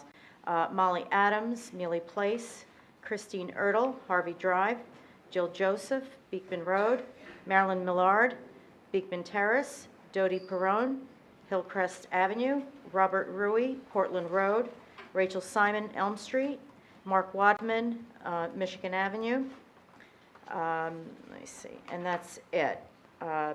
Their summary of their comments are as follows. They expressed concerns regarding the length, height, and size of the building being too big and lacks adequate parking. Concerns that construction of a multi-story garage near the library in the Y would ruin aesthetics of the library and would adversely impact seniors, handicapped, and family and caregivers with children. Suggestion to reconsider the design to be in compliance with the redevelopment plan and the master plan. Concerns that council is ignoring pleas of the citizens and taxpayers. 30-year financial agreement is too long. More information should be shared. Public presentation should be moved to September after many have returned from vacation. Any binding action on behalf of the city in connection with any part of the redevelopment plan should not take place during the summer.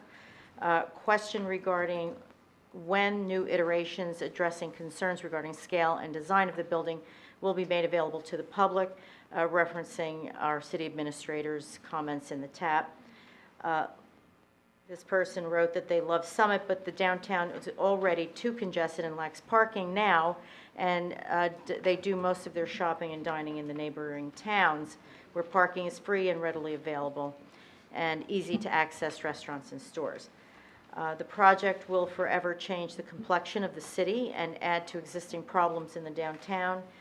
There was a suggestion to put the project to a vote in November so that voters will have a chance to speak. The sale price of the building is too low, and the seller financing is outrageous. Property should have been sold for higher than $25 million. There has been no update as to when the next public meeting will take place to have a discussion with professionals before the redevelopment agreement is adopted. And lastly, suggestion to pare down the project to 2 buildings and 4 stories or less with 75 units and cancel the letter of agreement with Toll Brothers and simply start over. Council President, there was one email that was different from all the rest, and it spoke about concerns they had just in general in the downtown, if I may read that one. Okay, It's is a it a little Broad lengthy. Street West one? It's not Broad Street So West. maybe let's. Do you want to get rid of- finish Broad Street? Yes, I think that would be Okay. great, just Okay. one less thing to think. That's fine. Keep in my head. Okay. Okay, so for the questions that we got by email, there was a question about why won't council bid out this project? And as I described last meeting, the redevelopment process does not involve bids. In the summer of 2019, the steering committee put out a request for qualifications and received 13 responses from redevelopers. We interviewed those developers. Yep. Sorry, I apologize. We put out a request for proposals and received responses from 8 redevelopment teams after that. And then we once again met with each of those teams and evaluated the proposals. So at the end of 2019, council conditionally designated L&M and Toll Brothers. So a lot of you guys are talking about Toll Brothers, but it's actually a partnership of the two. And we chose that for a reason, because L&M is, brings other things to the table. They bring the more creative part of it, and Toll Brothers is what you think of when you think of apartments, but the two together, bring a lot of strengths to the project. And after we designated them at the end of 2019, we began the process of negotiating the terms of the project. So that is why we're not, this is not a bid process. That's not how it works. By statute. Right. A redevelopment law does not allow bidding. That's just not how it's done. So there was a suggestion about putting this up for a vote. Again, that's another one under the state law. A project like this is not subject to referendum. And this is an immensely complicated project. It doesn't lend itself to a referendum kind of process. That's why we brought in people.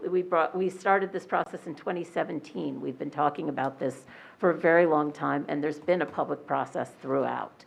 So that is the way that we have engaged the public. No, this is, you all made your comments, now I'm responding. It's not a back and forth. I'm sorry, sir. Okay. let's see, there were questions about why, and I think, we've been talking about why, but I think I'm gonna kick it off, and then I'm gonna give other council members an opportunity to explain why we support this project and why this project is what it is. So, this is something redevelopment has been talked about for 30, 40 years probably in this community. And it's, as you can see, it's not an easy process. It brings out opposition. People don't necessarily understand why we're doing this. But the redevelopment process allows us, first of all, rather than selling the property, which gives us no control over what's built there, we are able, through the redevelopment process, to designate a developer who, after interviewing 13 developers, this was one that had a project that it conformed to what we were looking for, what we thought would work in this community. And it allowed us to negotiate with them to reach an agreement on, or to reach out, but what is a proposed agreement on something that will address a number of concerns we have. And finances is only one of those things. But I'm going to actually throw it to our city administrator to talk about the finances and why. Council President, Oh, as yeah. finance chair, could I Sure, add to that? absolutely. And then Michael can Yes, certainly, absolutely. hopefully help Okay, fill so in for me. Let me finish the Sure. other points, and then I'll throw it to you. Sure, Okay, thank you. Councilmember Vartan. So finances is one.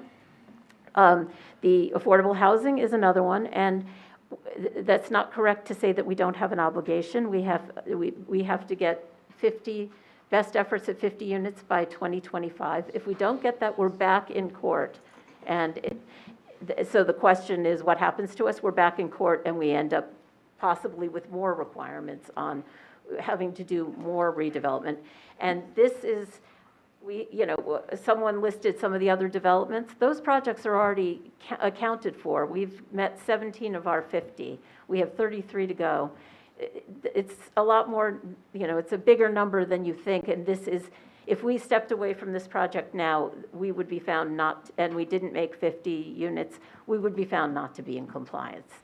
So that's another thing. The other thing is that when we did the master plan, there were people who said what they wanted was a neighborhood here where there's now a firehouse, an ugly parking lot. Really, Broad Street is not, it's not a neighborhood. It's a kind of unattractive street. And this was something that people said they wanted, was a walkable neighborhood near the downtown. It's transit-oriented development. So a lot of these concerns that people are saying about traffic, this was a policy decision we made as a council, that we wanted a transit-oriented development where the premium wasn't on having 2 or 3 cars in your, per unit. This is intended to be a place where people choose to live because they want to be able to walk to town, walk to the train station, live a mostly, I wouldn't say car-free life, but certainly not a car-dependent life. And if the redevelopers didn't think there was a market for it, they wouldn't be doing it. And there are properties, there's a new building that went up on Summit Avenue that has 1 parking spot per apartment. This is the demand that people want this kind of housing. There's a market for it. So those are, and the other thing is that this is helpful to the downtown. It creates foot traffic in the downtown. It's not going to create traffic in the downtown because people who live there are not going to be driving there. And Kevin, you've had your time to talk. I'm responding. I can't rebut, but you No, you can't rebut. No, I know. So then you can say whatever you want, and then it doesn't have to be true. Enough. Okay, so, Council go ahead. Thank you, Council President. So we had our budget hearing at the beginning of May. I was thinking during that budget hearing that Broad Street might come up. There was only one question, and it was about parking, and it didn't come up. But I did have prepared something to say. So first, we have and will continue to have a revenue problem. We should be glad that the value of property in Summit continues to rise. But we are also aware that the cost of government and share of the tax burden borne by residential properties continues to rise as well. We are only permitted to raise taxes 2% over the year before. And this year, we needed to raise the municipal rate by 1.98%. This is partially due to lost revenue for the third year in a row related to the pandemic, but it's also related to increasing cost. Things like salary and pension obligations, but especially debt service, which brings me to my second point. We have and will continue to have a debt problem. Municipal debt service has increased dramatically in the last several years. This is because of capital projects that have taken place over many years. Debt service is now the third largest line item in the operating budget. Our debt service will continue to increase for at least the next 5 years, and extremely difficult but necessary choices were made to drastically cut proposed capital projects and equipment, not eliminating the need for them, but rather pushing them off. By doing that, we are making the fiscally responsible choice that this is the first year in a very long time that the city will pay off more debt than it's taking on. And third, we've talked about the affordable housing obligation. The city does not have sufficient capital to build that housing, so we must rely on private development in order to meet our commitment. So far, only 17 units have either been constructed or are currently being constructed toward that commitment. By redeveloping and entering into an agreement with developers for payment in lieu of taxes, we will create a new source of significant revenue for the next 30 years. By selling the land, we will get funds to offset some of our debt and allow us to continue pursuing investment in our roads, sidewalks, parks, vehicles, and other infrastructure. And finally, as part of the project, we will get closer, significantly closer, to our 50-unit affordable housing commitment. There is no silver bullet, no perfect solution to any of these challenges that we face. But members of the community, I think, should feel proud that for years, members of council from both parties, members of the community, and our dedicated professionals have been working to leverage the tremendous opportunity that Broad Street presents. I am excited for the meeting that we will have, and I look forward to talking about the details of the updated plans and the amendments to the plan as well. Thank you. Does anyone else want to talk about the why? Councilmember Little? I have a few comments, and I was hoping that, I think Council President, you've been carrying the burden of responding to these public comments, and I'm happy that we can kind of help with this tonight. But there's a few things I wanted to respond to. First was Mr. Bennett, who raised the issue of looking at the cost but we haven't given a full cost analysis of this project, and I beg to differ on that, and on the way he characterized the costs and how we should be looking at them.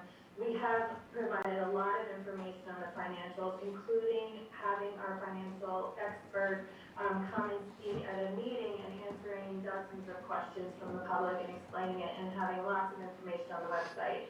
These concerns have been brought up at a number of council meetings that we haven't provided financial information, especially on the cost. And we've explained over and over again, it's very difficult to characterize the cost in the way that these commenters seem to want us to do it.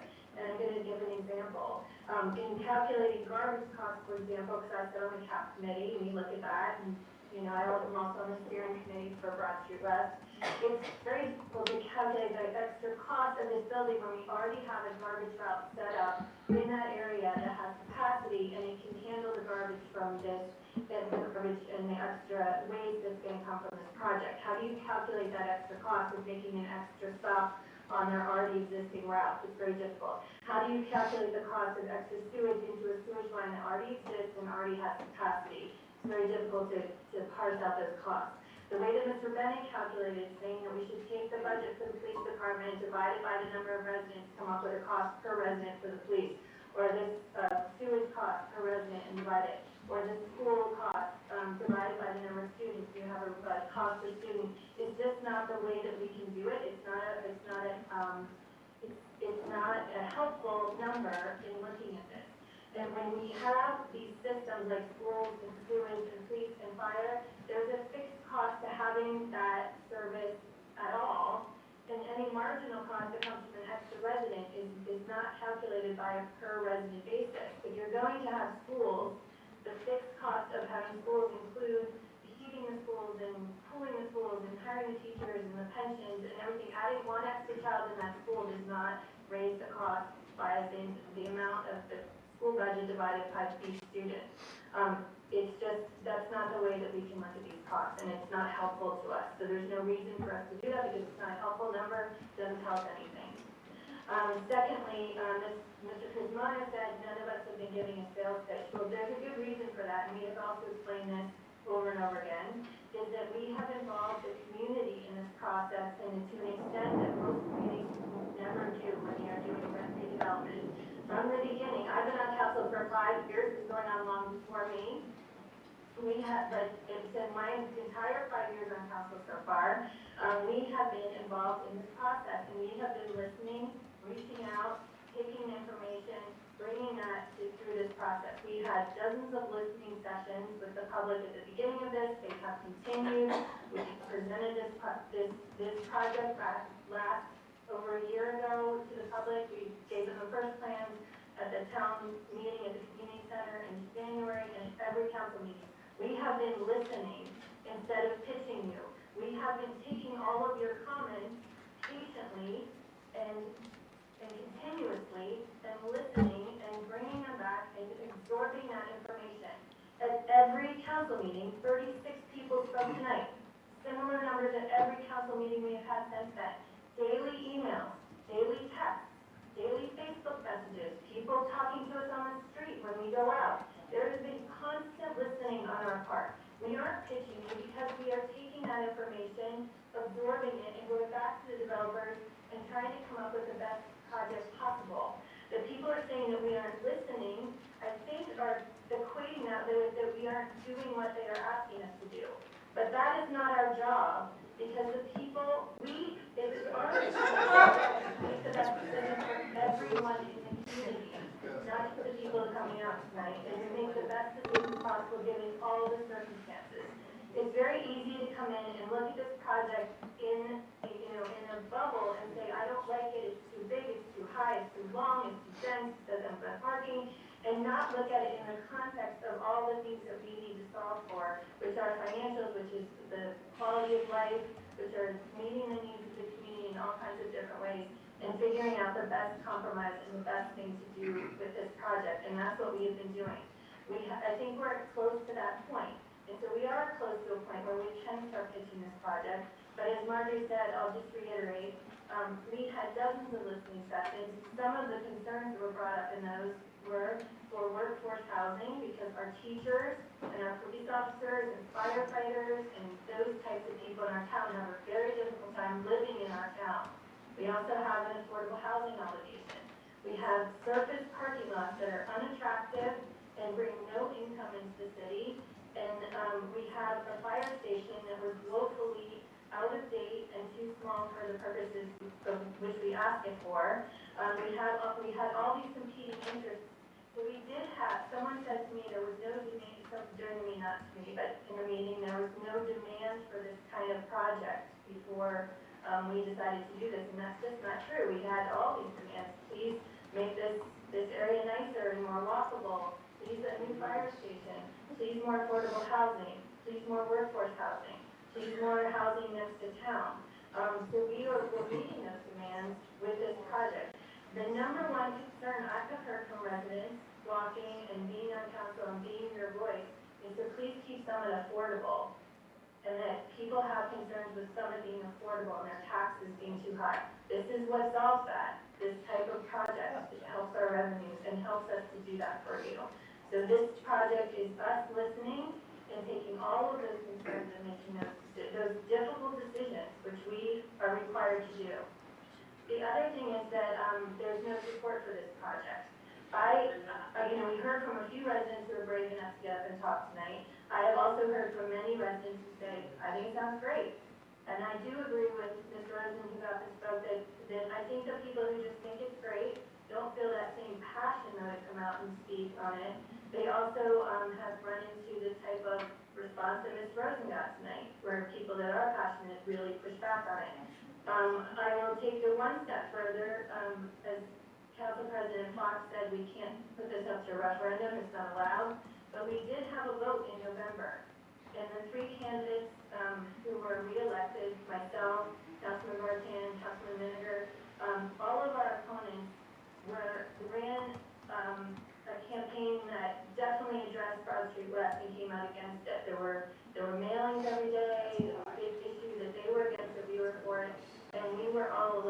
there was a vote in some ways, and that we stated all that we were very much in favor of this project.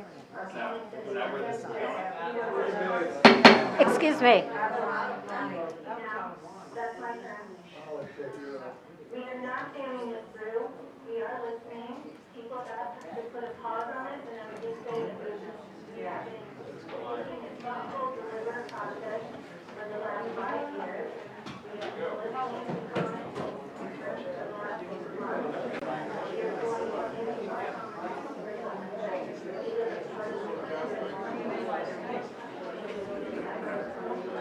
we have to move forward and accept that responsibility, which is why we elected us and asked us to do this. I think my last comment is, I have 2 last comments, and I know so I can go on time, I'll let my other members speak. I'm going to respond directly to Councilmember Rubino, former Councilmember Rubino, because we served together. And I will say, I'm a little disappointed in the way he characterized it. I think, we served together, we made a lot of difficult decisions together. I know that he understands the responsibility that comes from being on council, making these difficult decisions.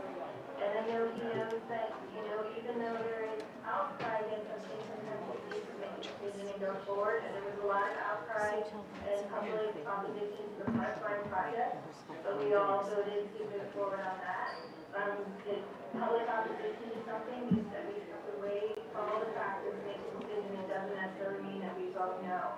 And I know that he understands that. I also know that he was on council, and I don't remember the exact timing, whether he was still president or not.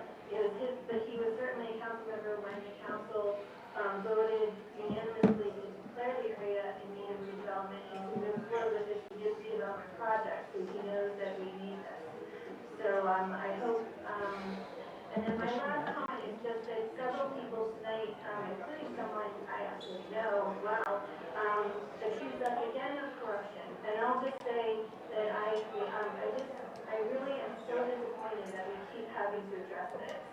And speaking for myself personally, and I know for every member of council, there is no amount of money that could make me commit a federal felony. There's no amount of, there's nothing that anyone could offer me.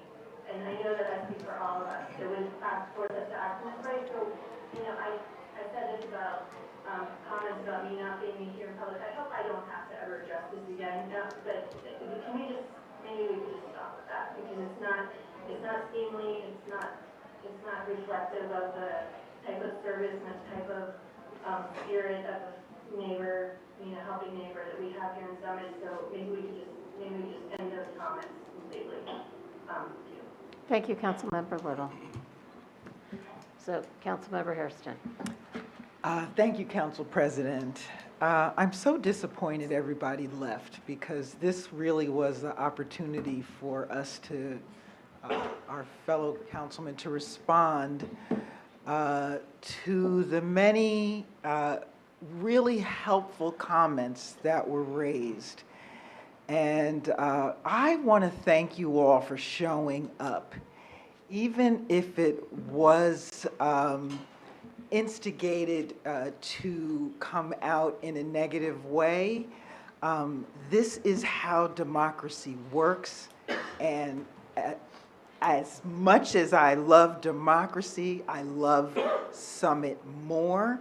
And I know that's why we're up here, to take the good with the bad.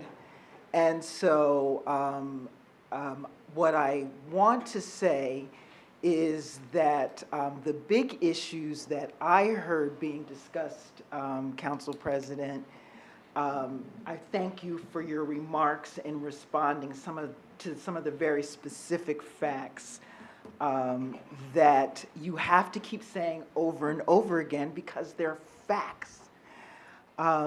What I am hearing in terms of that word, hearing, what I want to say as an admission on my part, that being quiet and listening to what you're saying, I've done you a disservice, because I haven't shared with you that I am hearing what you're saying, that I am hearing what you're saying, and that you are informing what is happening with it that can be amended.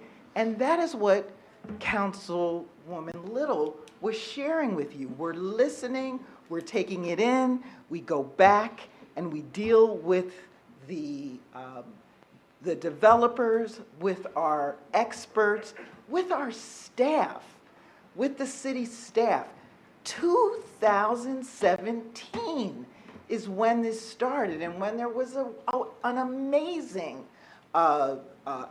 outpouring to the community, and really outpouring to hear what would you like to see your city look like. And so those who said their families were here for 100 years, and I fall into that same category, and we are not going to be able to stop the change that is coming.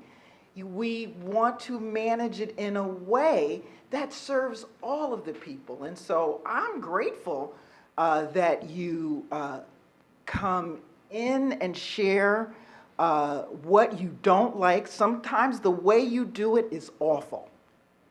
And that's why we're here. We are supposed to take that on. But it isn't that we don't hear what you're saying. And very good comments come up.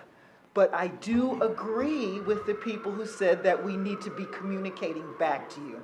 And maybe marketing and pitching is not the way that it is. One of the things that I was like, we do need to do that. That would be helpful in showing that there is something good to it. But I do not want us to discount that we had crises in our country, in our globe, that shut us down for a good deal of time. And we're just acting as if that didn't have any consequences on it. And that is the reason why the finances matter so much. And so I know our administrator and our finance chair will be able to interact with you, because this is complex. This is complex redevelopment that I see happening in other communities in a celebrated way. So that's why when people say they're confused, I was really confused. I was like, for where I sat with leaf blowers, I said, who could not think leaf blowers are not a terrible thing with the noise that they make? Well, there were a lot of people who didn't think that. And so that was an eye-opener for me. I want to, I really would like to address all of the things that were mentioned, and I know we are going to get an opportunity. I want to speak to our council president's promise that there will be community interaction. And so the town hall terminology, calling it special meeting, taking the time out to let each person come up and speak to it, is that interaction, and there will be special meetings, and we will take out time, and we are taking out time. And what I do want to admit, we're not reflecting back to you that we hear you, and we got to do better. We got to do better than that. So there probably is something else that I want to say, but I just want to say. You can hop in later. Okay, I am disappointed everybody got up and left in a huff like that, because there's some really good things that will be shared in response. We've decided we're going to stop, not that we're going to stop listening, but we will be able to reflect back to you what we're hearing, and good questions that are asked about what happened with the master plan, and have we veered away from it. I, who have a career in compliance background, am not going to knowingly vote on anything that would say we were out of compliance, and all these lawyers up here are not going to do that either. And what I am concerned, that we have lost your confidence, and that we need to take the time to gain your confidence back, and some people were not. Some people who are rude and yelling at our council president in a rude way, we're not going to change your mind. But the most people who love this town and care about this town and don't want something that's going to change the character, we do want to hear what they have to say, and we do want to figure out how to address all of these competing issues here. You don't want parking garage. You don't want downtown. There's some competition in there that we have to think of solutions as to how we're going to address them. And I don't like talking about how hard we work because that's what you expect from us. And but it is disheartening. Can't deny that when you use those words about corruption and that we're not listening. So, but we'll take that on. We'll take that on. Thank you, Council President. Thank you, Councilmember Hairston. I'm going to Council President, can I just say 30 seconds? Yeah. I just want to say, everybody thanks us for our time, and everybody up here works very hard. And I would like to recognize everybody who came tonight. I'm sorry that so many people left, but we should thank you for coming again and again, for taking interest. And thank you for taking time away from your kids and your family. It is difficult, as everyone also does up here. There's a lot of volunteers in this town. And it's ironic that I'm hearing all the thunder, because the last time we had a big discussion, there was a big thunderstorm. And so we all recognize that you are coming out in under difficult circumstances, and we should work very hard to get this right. So I just wanted to thank everybody for coming out tonight, because you don't get enough thanks. Thanks. Thank you, Councilmember Allen. I'm going to ask City Administrator Rogers to talk a little more about the finances. There was a question about, there were a few questions. One was Mr. Bennett was talking about the cost per capita issue, and I think that could be addressed. Also, how we would be spending the $8 million and how that fits with the firehouse. And the other question was also just if you could just go over the finances in general, you know, if you want to add to what Councilmember Vartan said. So, Anything Council else President, you want? sure. I will address it in a general sense around what to expect. So, the city hired a financial advisor to help us through this redevelopment process, analyze the developer's pro forma to help us understand the right balance with a lot of different variables that go into this equation, to come to numbers. Certainly finances play a large role, but that's not the only piece of it. There's been many reasons why we set out to do this, and it goes back to the master plan process in 2016.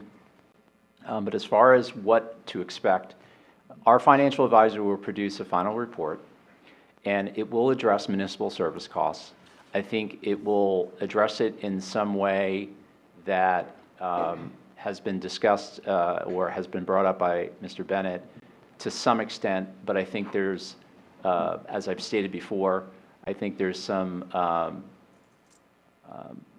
points about that average per capita cost, looking at it purely, is a methodology, but it's not one that practically actually plays out.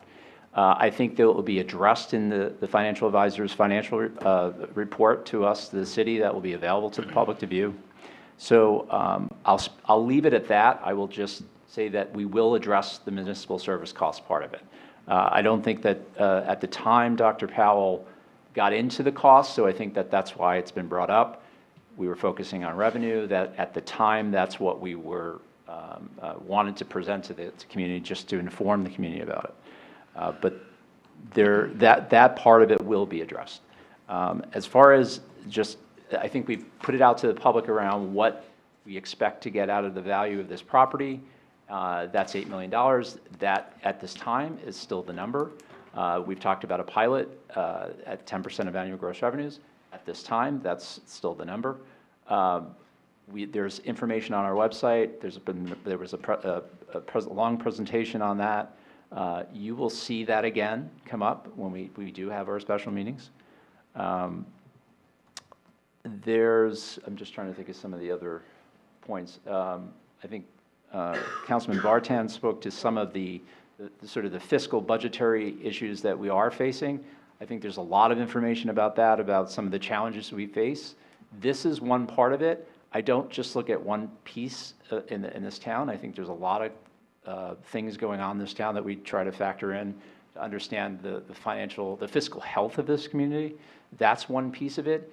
It's certainly right now, when you look at what we get out of that property, it doesn't yield anything. And we own a piece of property there that is was for private use, so those tenants were sharing in the costs of what we were paying, and you still have to pay taxes on that land because it is, even though we own it, we still have private tenants in there and for commercial purposes. We're not yielding anything out of that. So, and the other properties are municipally owned, tax exempt. So it's one of these where we've thrown a lot of numbers out there. There's a lot of estimations. There's been a lot of debate around whether the financials, the financial deal is the best deal possible. That's debatable, and I think that we will present what the financial advisor and this council and other steering committee members that are not on the council have looked at. It has not been just one person. We sought professional help. Dr. Powell's credentials are out there, what he's done. He understands both the public and private side. He has extensive experience there. We have other legal professionals who have advised us and planners who have advised us who have worked on many, many, many redevelopment projects. I'm always open to hearing input from the community. There are a lot of really smart people in this community, and we recognize that. And I understand what people are saying about what they want to help in this deal. We have all the information, and I know it's a frustrating experience when you don't have every piece of information, so you start to question it. But we have looked at these numbers every which way about the variable, and yes, there are compromises. Is it absolutely 100% the best deal? It is always debatable whether it will be the best deal possible, but there are so many variables that go into this and how we negotiate this process. It is a negotiation. Let's keep that in mind. The $8 million, as I've stated before in previous council meetings, it would be $8 million the city would get in that land deal. You can use that revenue however you feel fit. Future councils will decide in their budgetary years how they want to use that as a revenue source to offset costs. One way to look at it is it can pay for half of the firehouse. That's one way to look at it. Those funds will go into a reserve. We can use it for debt service. I've stated publicly many times, I absolutely would recommend that happen like we have handled other municipal asset sales. Put those monies, there were debt taken out on that in the past. Use it to offset that. It's a cost on the one side of the budget. That $8 million will be your revenue on the other side to offset, and you can do that over how many years it will last, and it should last for many years. I'm not sure if there's anything else I missed. How much would we raise without a pilot? Oh, there was that question about how much we would raise if we did a project without a pilot. She was asking for 72 units.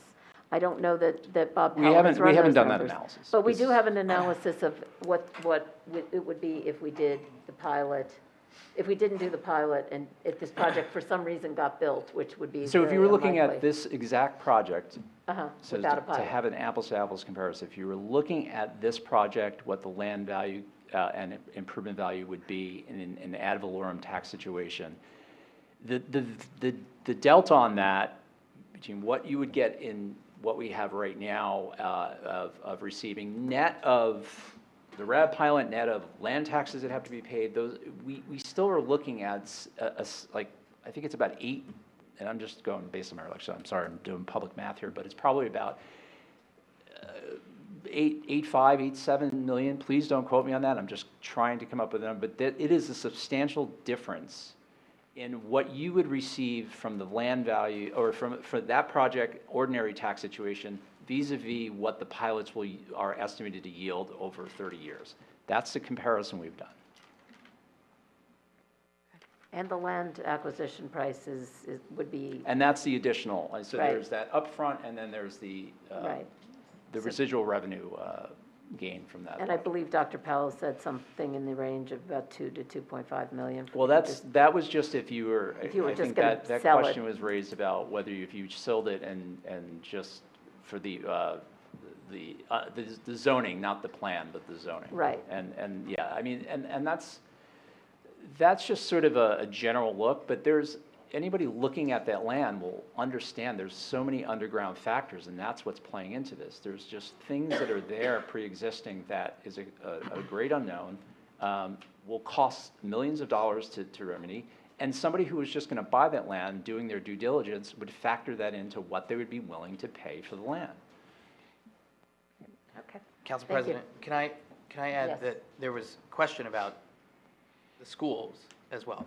Right, so the per capita cost allocation method is not an accurate way to calculate municipal costs, nor is it education costs. So there are, just as a reminder, 200 fewer students in the schools than 10 years ago, which was the peak number of students in the schools.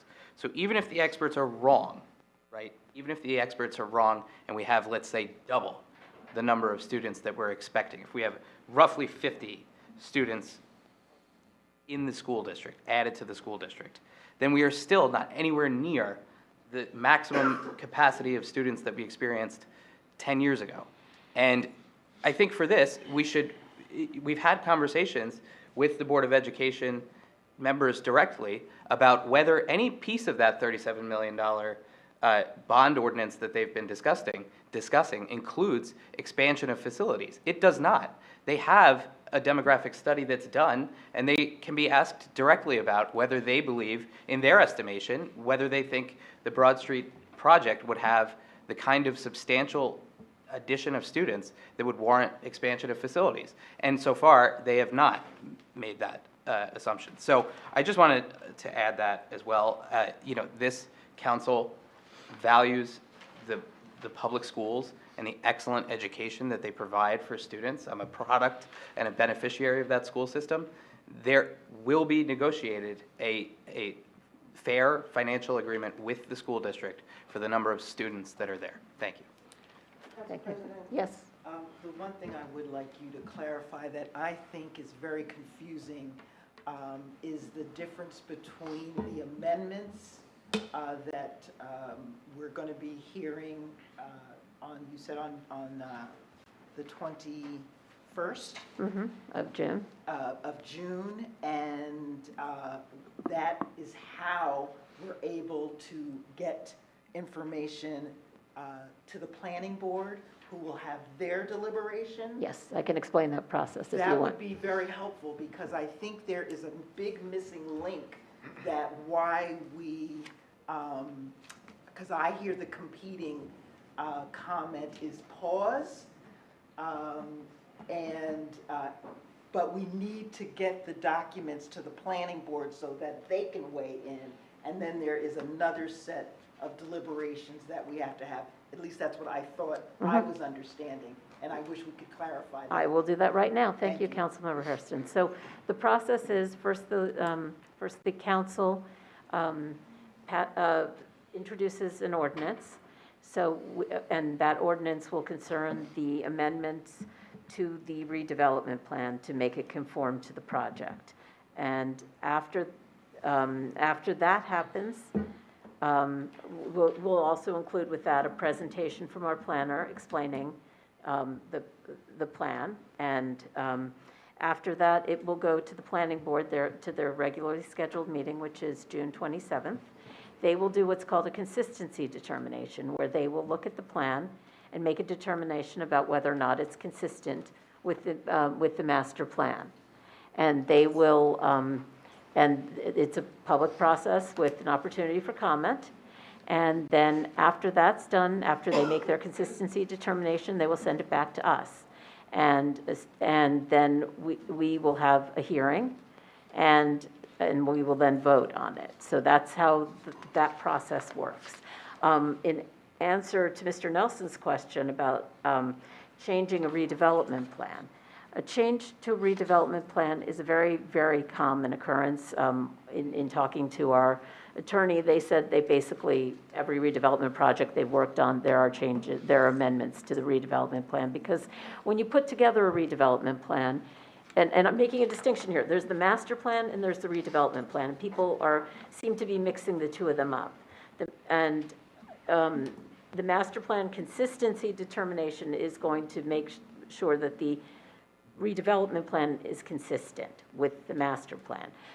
The redevelopment plan is something that was created by council. It's, in a sense, a different form of zoning. Framework. Yeah, but it's a different way of looking at zoning. In redevelopment, the underlying zoning doesn't apply anymore. We've created a different zoning process. And it's very common that when you start the process, you sit down with the developer, you start talking through the different options, how to solve different issues, and things change. I like to think of it sort of the way, when you plan a renovation, you might sort of start with an architect and you think you're doing X, and then you end up kind of doing something different because you come up with better solutions or more cost-effective solutions, or other things like that. So in the process, the other thing that happened in the intervening 3 years since we developed the redevelopment plan was the pandemic hit. So there were changes to what made sense. I mean, we were talking about maybe we should have a movie theater. And I think, that the economics of a movie theater have really changed. With post-pandemic, it's changed. We've had a lot of conversations with the redevelopers about, does it make sense to have more housing that has like a den because people are working at home? There are a lot of different things that go into making these decisions, and businesses that we thought might be really good retail possibilities post-pandemic, maybe not so much. So there are changes that happen, and this is very natural and very normal, and there is a public process by which this takes place. The redevelopment plan was adopted in the same way that we are going to be amending it. So it's a completely public, transparent process with input from the community, with input from the planning board. So it's not something magical. And by the way, council actually and the planning board are the ones who also do this, write the zoning ordinance. So it's, people have imbued this with this magical, what the redevelopment plan is.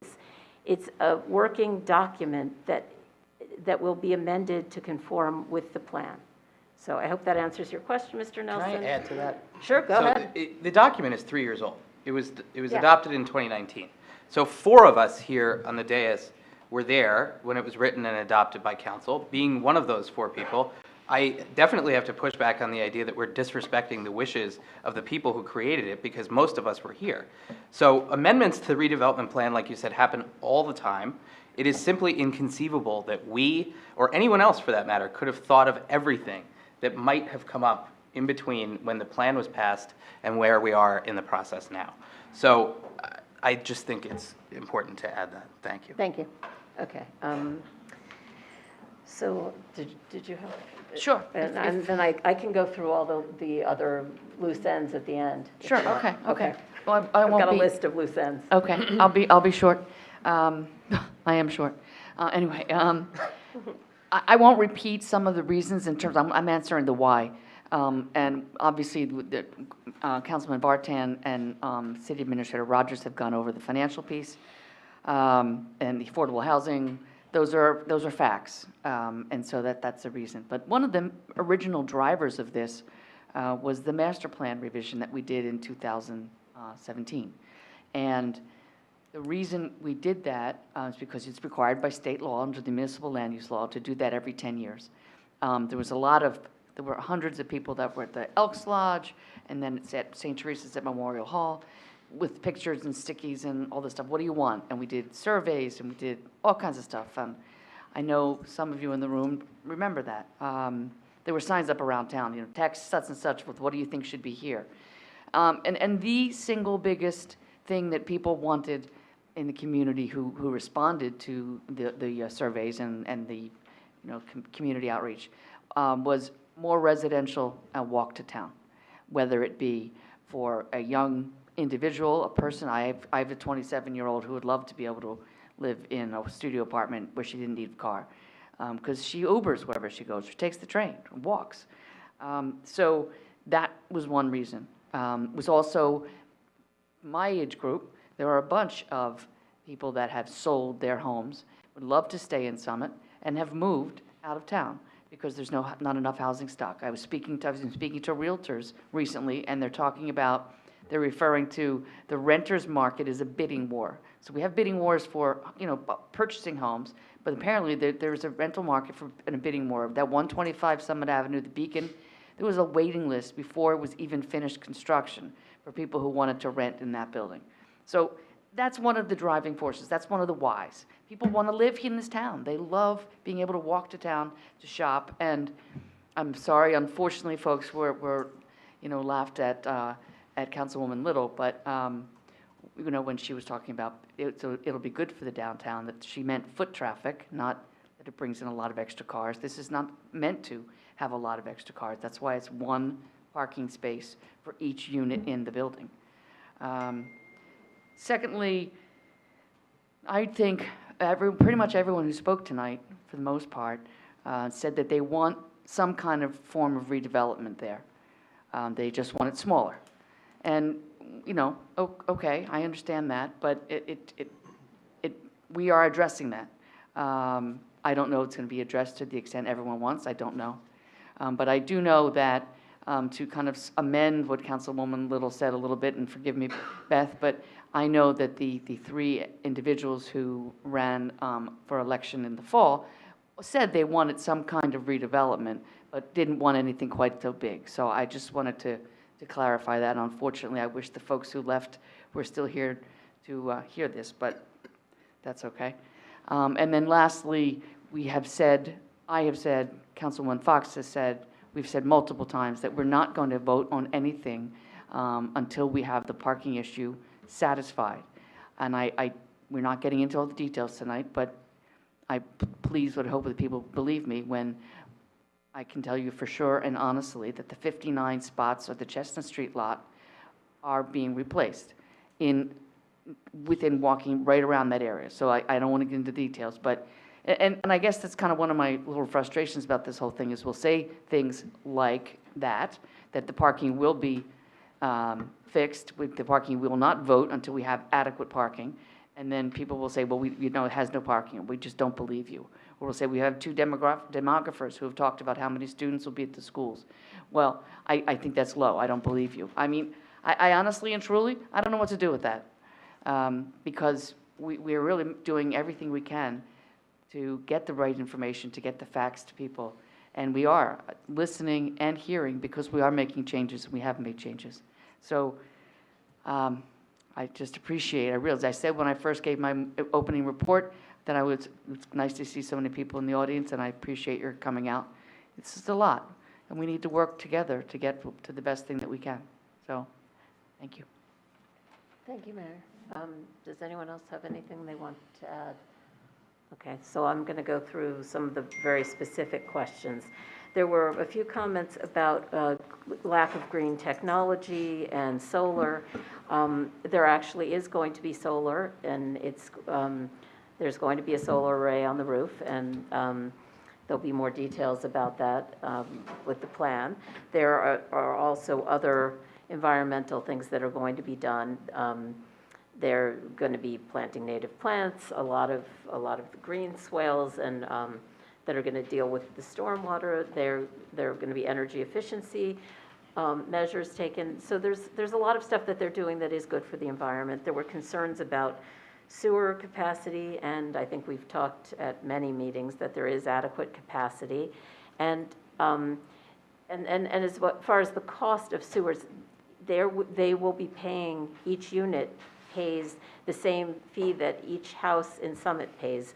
I believe it's about $315. Is that correct, Director Schrager?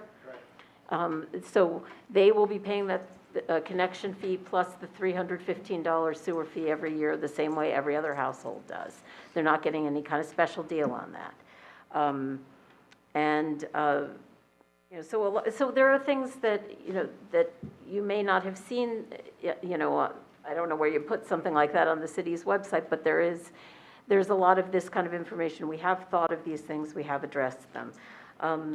Let's see, the parking, we will be, as Mayor Rada said, we will be presenting parking plan to replace the spots in the Chestnut Street lot. There was also a discussion of, Ms. Staunton talked about the 104 spots in the library and Y lot. I'm not positive. I had seen a different number, which is 99, but nonetheless, we are not taking away any spots for handicapped residents who need those for the Y and the library. There is, you know, we will talk more and we will give some narrative information about sub-districts 1 and 2, but there is no plan to take away parking for handicapped users or for residents with small children. We thought of all those things. We know and we share the concerns about the people who use the library and the Y. And I want to also just make sure people understand that that is not where all the parking will be located under, you know, the plans we're discussing. That goes behind the post office. The area between the library and the Y, there will be enough parking to replace what is lost there to be made available to the public. So stay tuned for more information on this. But, you know, but there's a lot of scaremongering going on right now about, you know, a giant parking lot being built between sub-districts 1 and 2, between the library and the Y, and that is not what we're proposing. And that's not what's going to be discussed. And I just want to reassure people of that. And there were also comments that I received, an email I received asking, were we going to tear down the library and the Y? And the answer is absolutely not. We've been, the redevelopers and us have been working with the library and the Y to accommodate the kinds of improvements that they want to see to their properties. The redeveloper has been meeting regularly with the library board to talk about improvements that could be made to the library and things that could be done to do the work that they want to do to improve the library. So this is a cooperative venture on that front. So I just want to reassure people about that. We care about all these institutions. We are regular users of these institutions. I and all my colleagues use these places, and we care, you know, and you know, we are involved in many ways in a lot of these institutions. We're not going to do anything to harm them. I just want to reassure people on that. There was also, let's see, Beth Welsh had asked about whether we could switch to redevelopers if we were unhappy at some point. This is a conditional designation. So that means that we have designated the redeveloper and we're only negotiating with that one developer. But if we built Subdistrict 3 and we weren't happy with how that went, we would be free to walk away and engage another redeveloper.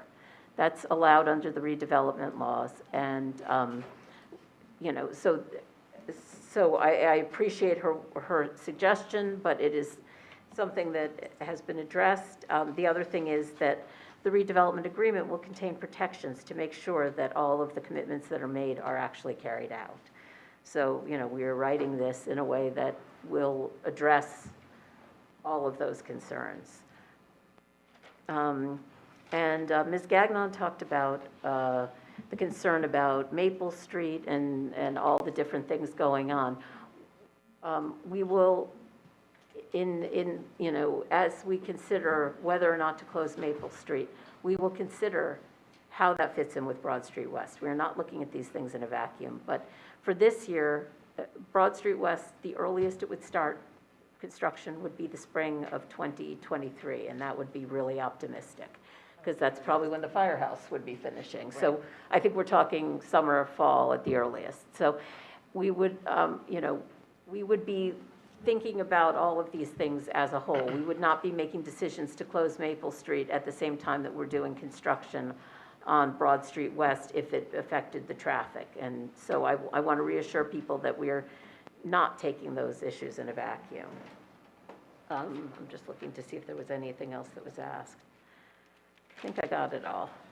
Council President, can we Yes. also use this opportunity to encourage everyone to sign up online for notifications through the city? Go ahead. You can Take it go away. to the city website, there's a notification section, you click on it, you can sign up for texts or emails or both based on the topics that you are interested in. Broad Street West is one of them, parking is another, community programs is another, there's police alerts, there's a million different things, probably 50 different things that you could sign up for, and I would encourage people to go and do that. Thank you. Thank you. Council President? Yes. Related to that, we were told about the new electronic volunteer form that is available, and I was writing down people's professions as they were talking. We'd love for them to bring their skills to the committees that run this city, and that's something that is new and improved and available and would help improve the Broad Street West project. Okay, thank you, Councilmember Harrison. I don't think I have, I think I covered everything, did I, unless anyone missed something? Got one more. Oh, we got one more question? I will Okay. paraphrase and kind of, That looks long. yeah. Yeah. So Linda Wilbur, who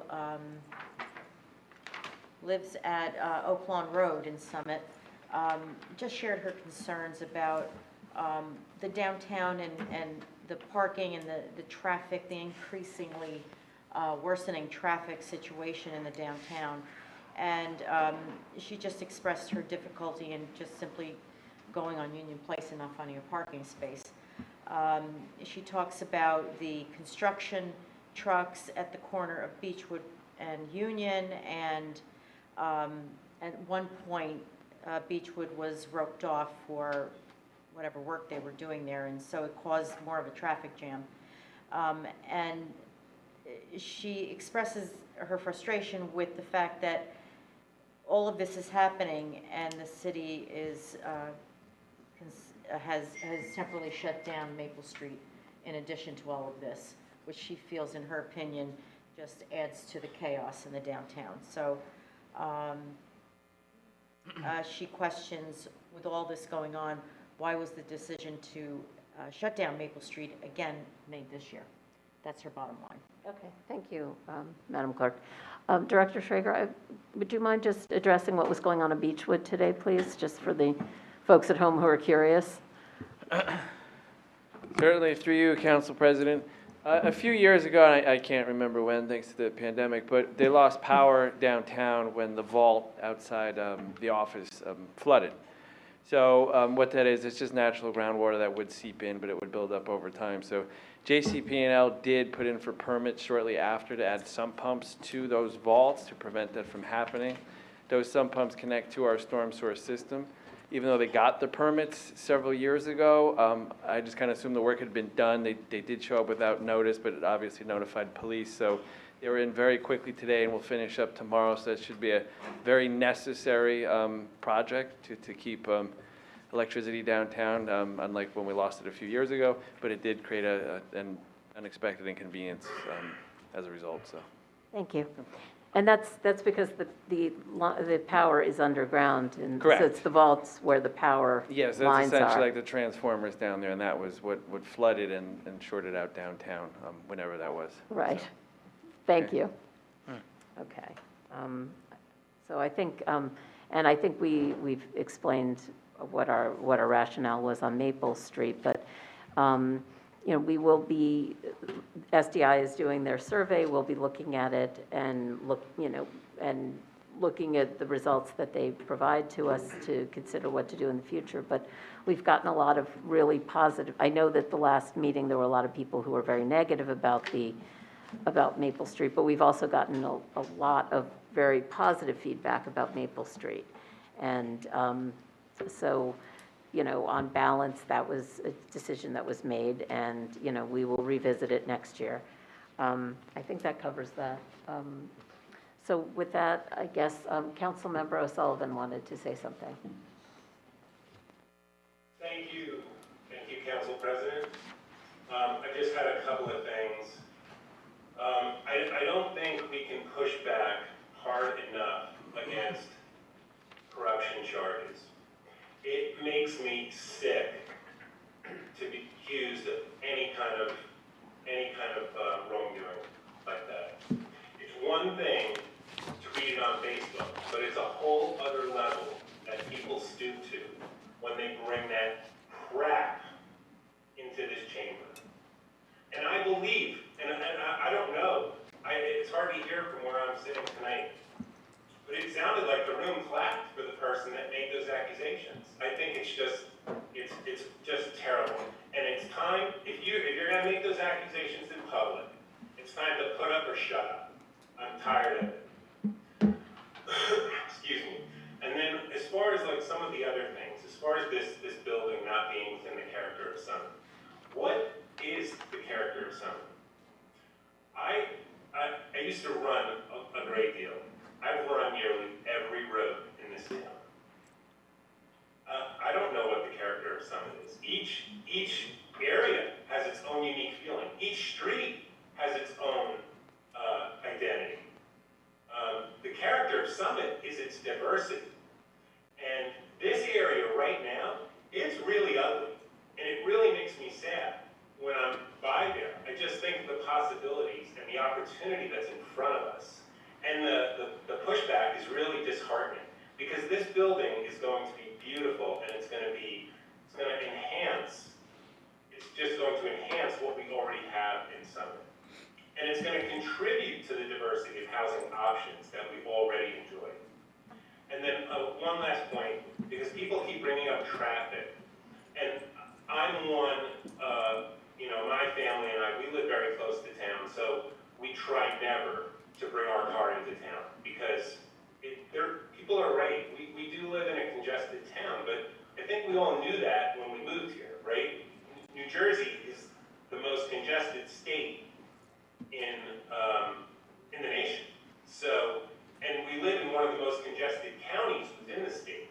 So whoever thought they were moving to Summit and they weren't going to deal with traffic, well, I don't know what they were looking at. But these folks that move into this building, they're going to realize where they're living, and they're never going to get in their car to go to Fiorino's or to the Summit Diner or to any coffee place because they're going to be able to walk. They're going to fall out of bed and they're going to be at a coffee shop. Why would they get in their car? They're not going to contribute to the traffic problem. They're going to contribute to pedestrians walking to town and buying more things and shopping. That's what they're going to do. So, those are some of the reasons some of the things I wanted to talk about. And that's all I have for now. Thank you, Council President. Thank you, Councilmember O'Sullivan. All right, so no one else has anything on that. We are going to close the public comment period. Can we do like a 5 minutes, seventh inning stretch? Yes, please. Not even seventh inning, third inning. Thank you for correcting me. I was thinking about all I have to say about these, and I was like, no, I need you. Okay.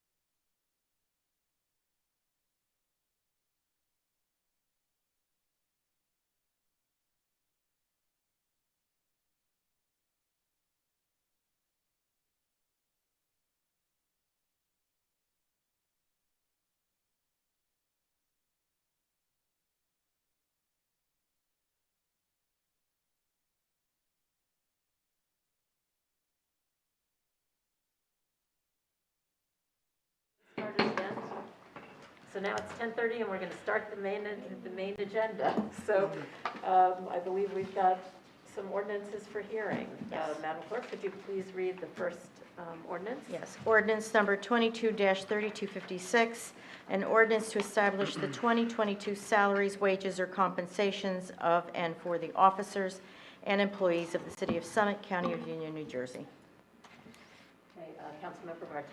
Thank you, Council President. This ordinance establishes the salaries, wages, and compensation of and for the employees of the City of Summit for 2022.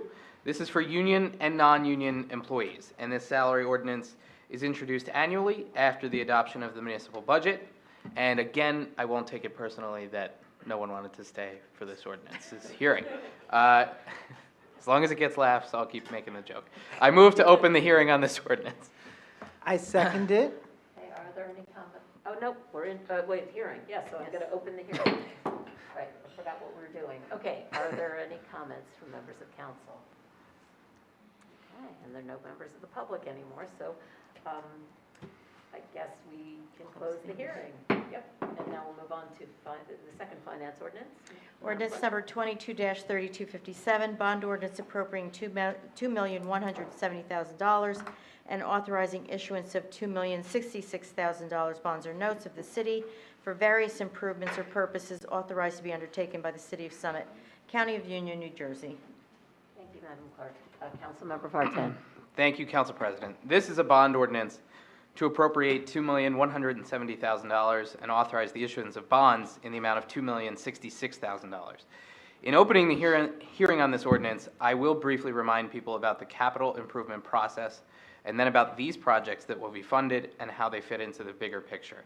So a reminder of the process, quoting former council members, the community gets several bites at the apple when it comes to capital projects. I count 4. First, every year in December, we have the capital budget workshop. This is when department heads come before council and the public with the list of projects and equipment they believe we need over the next 5 to 6 years. Second, we have the budget hearings that took place last month. Third, we introduce and have the hearing on the bond ordinance, which is happening right now. And then fourth, we actually award the bid for work to begin, which usually then takes place the following year. So when discussed at the capital budget workshop in December of last year, $5.5 million in projects and equipment were requested. And over the next 6 years, more than $30 million in additional projects and equipment are being requested. Most of these things have merit, and that number is not inclusive of all the things that are likely to be needed in that amount of time. But at the same time, municipal debt service payments for past capital projects has become, as I said before, the 3rd largest line item in our operating budget. Our debt service payments will continue to grow, passing the $6 million mark next year and growing consistently every year until 2027 at the earliest. If we fund the whole capital improvement plan, our annual debt service payments will increase even more, passing $7 million per year by 2026. I'm talking about this in the context of this hearing because it's our responsibility to balance investing in the future and maintaining our infrastructure while simultaneously controlling our debt and minimizing tax increases. The municipal portion of the levy can only go up 2% annually, and increased debt from the year before competes with funding for other things in our operating budget that maintain our ability to deliver high-quality municipal government services. So, difficult and disciplined decisions were made about which of the projects and equipment could be postponed and which absolutely could not wait. And that is part of the story of how we arrived at the smallest capital budget in at least 16 years. Some of what is being funded in this year's capital budget plan is a reflection of our values. 100% of the requests from our police and fire departments, including vehicles, equipment, turnout gear, hoses, and rescue equipment. Improvements to City Hall, including council chambers, AV equipment. Improvements to Maybe Playground, improvement of the stormwater drainage system. Milling, paving, and pedestrian safety improvements to various roads, including Division Ave, Oak Ridge Ave, and others. And open space management, including pedestrian improvements on the Village Green. So with that, I move to open the hearing on this ordinance. I second. Okay, hearing's open. Does anyone have any comments? Councilmember Vartan covered it pretty thoroughly, so thank you Thank for you. that. Thank you, Madam All right, so President. I'm going to close the hearing, and we will move on to finance number 3. Number 22-3258, bond ordinance appropriating $2,170,000 and authorizing issuance of $2,170,000 bonds or notes of the city for various sewer utility improvements or purposes authorized to be undertaken by the City of Summit, County of Union, New Jersey. Thank you, Madam Clerk. Councilmember Vartan. Thank you, Council President. Shorter this time. This is a bond ordinance appropriating and authorizing the issuance of $2,170,000 bonds for various sewer utility improvements. Because the sewer is a utility, it has a separate operating and capital improvement budget. The improvements and equipment being funded include utility trucks, renovations to the headquarters at 41 Chatham Road, and inspection of sewers at various locations around the city. I move to open the hearing on this ordinance. I second it. Okay, hearing is open. Any comments, members of council? Well, shorter introduction, but equally important. So with that, we'll close the hearing, and we'll move on to the final ordinance for hearing, safety and health. Ordinance number 22-3259, an ordinance amending Chapter 16 of the Code of the City of Summit to add a new section entitled Key Lock Box Emergency Access System, requiring the installation of a key lock box emergency access system for use by the City of Summit Fire Department during an emergency or any other action deemed necessary by the City of Summit Fire Department. Councilmember Little. Thank you, Council President. I'm hoping someone can help me with the procedure here. With this ordinance that was introduced at our last meeting, as I explained, it was about the lockbox requirements for the fire department. Subsequently, we realized that one of the consequences for not complying with the ordinance was for the city to hold up the issuance of a CO for those businesses that did not comply. And we realized that that was not enforceable. So we have removed that section from the ordinance. I believe we are going to table the current ordinance, and then I'm going to reintroduce the same ordinance but without the CO language in it. Is that correct, City Clerk? Yes, that is correct, Councilwoman. You just have to make a motion to table it and just get a second, and then we'll table the ordinance and move on. We don't have to have the hearing necessarily because it's a moot point. I believe I'm reintroducing it so that we don't have a hearing at the next meeting. Is that correct? Let's close out the hearing portion of the Okay. agenda, So and then I'm we'll, gonna make a motion to table the ordinance that was introduced at the last meeting, safety and health ordinance 22-3259. I second. Okay, so we do table we have that. to vote? Or, Now we're we'll going vote to, and let's then- finish yeah. doing the final consideration. Okay, all right, so we're now moving on to ordinances for final consideration. Madam Clerk, could you please read the first title? Ordinance 22-3256, an ordinance to establish the 2022 salaries, wages, or compensations of and for the officers and employees of the City of Summit, County of Union, New Jersey.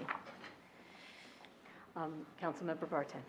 Thank you, Council President. This is the annual salary ordinance. As we just held a hearing on this ordinance, I move to adopt it. I second it. Okay, a roll call vote, please. Ms. Allen? Aye. Ms. Hairston? Aye. Ms. Little? Aye. Mr. Miniger? Aye. Mr. O'Sullivan? Aye. Mr. Bartan? Aye. President Fox? Aye. Okay, motion carries. Moving on to finance number 2, please. Number 22-3257, bond ordinance appropriating $2,170,000 and authorizing issuance of $2,066,000 bonds or notes of the city for various improvements or purposes authorized to be undertaken by the City of Summit, County of Union, New Jersey. Thank you, Madam Clerk. Councilmember Vartan. Thank you, Council President. This is the bond ordinance for various capital improvement projects. As we just held a hearing on this ordinance, I move to adopt it. I second. Okay, a roll call, please. Ms. Allen? Aye. Ms. Hairston? Aye. Ms. Little? Aye. Mr. Miniger? Aye. Mr. O'Sullivan? Aye. Mr. Bartan? Aye. President Fox? Aye. Okay, so that one motion carries. We're moving on to finance number 3.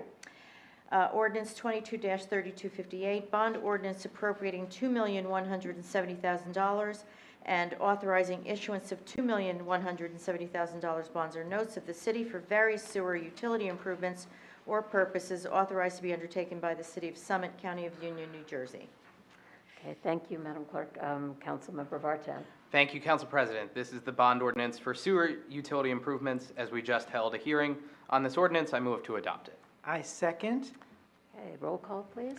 Ms. Allen? Aye. Ms. Hairston? Aye. Ms. Little? Aye. Mr. Meniger? Aye. Mr. O'Sullivan? Aye. Mr. Vartan? Aye. President Fox? Aye. Okay, so the motion carries. We have one last one, which is, we're not going to... We don't take a vote on that. Oh, you don't have to vote on the No, it's tabling. tabled. We Okay. just go to next section. Okay, great. So now we have an ordinance for introduction. Madam Clerk, could you please read that ordinance? ID number 9678, an ordinance amending Chapter 16 of the Code of the City of Summit to add a new section entitled Key Lock Box Emergency Access System, requiring the installation of a key lock box emergency access system for use by the City of Summit Fire Department during an emergency or any other action deemed necessary by the Summit Fire Department. Thank you, Madam Clerk. Councilmember Little, would you like to introduce this ordinance?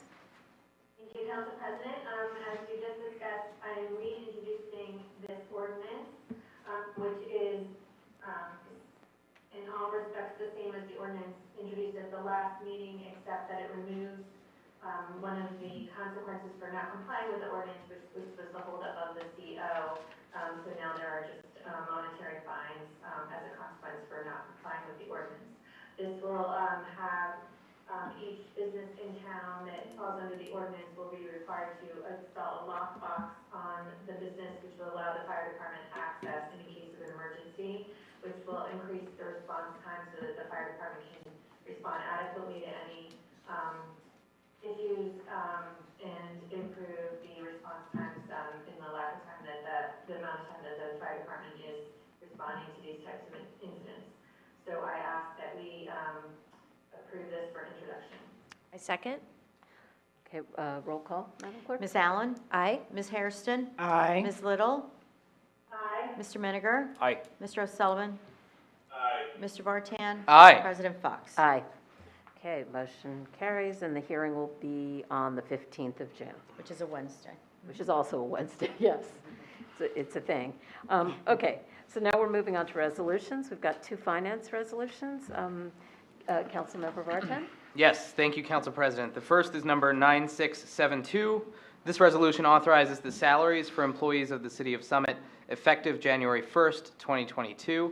This resolution is for all those non-union employees who have maxed out their step increases and are therefore receiving a cost of living adjustment.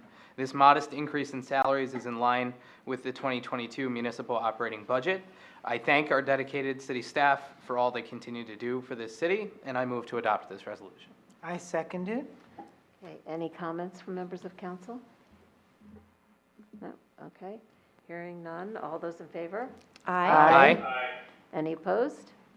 Motion carries. Moving on to finance number 2. Councilmember Vartan. Thank you, Council President. This is number 9673, and it's similar. This resolution authorizes the 2022 salaries for city staff who are due step increases as of July 1st, 2022. This resolution can only be adopted after the adoption of the municipal budget, and as that is completed, I move to adopt this resolution. I second. Okay, are there any comments from members of council? Okay, hearing none. All those in favor? Aye.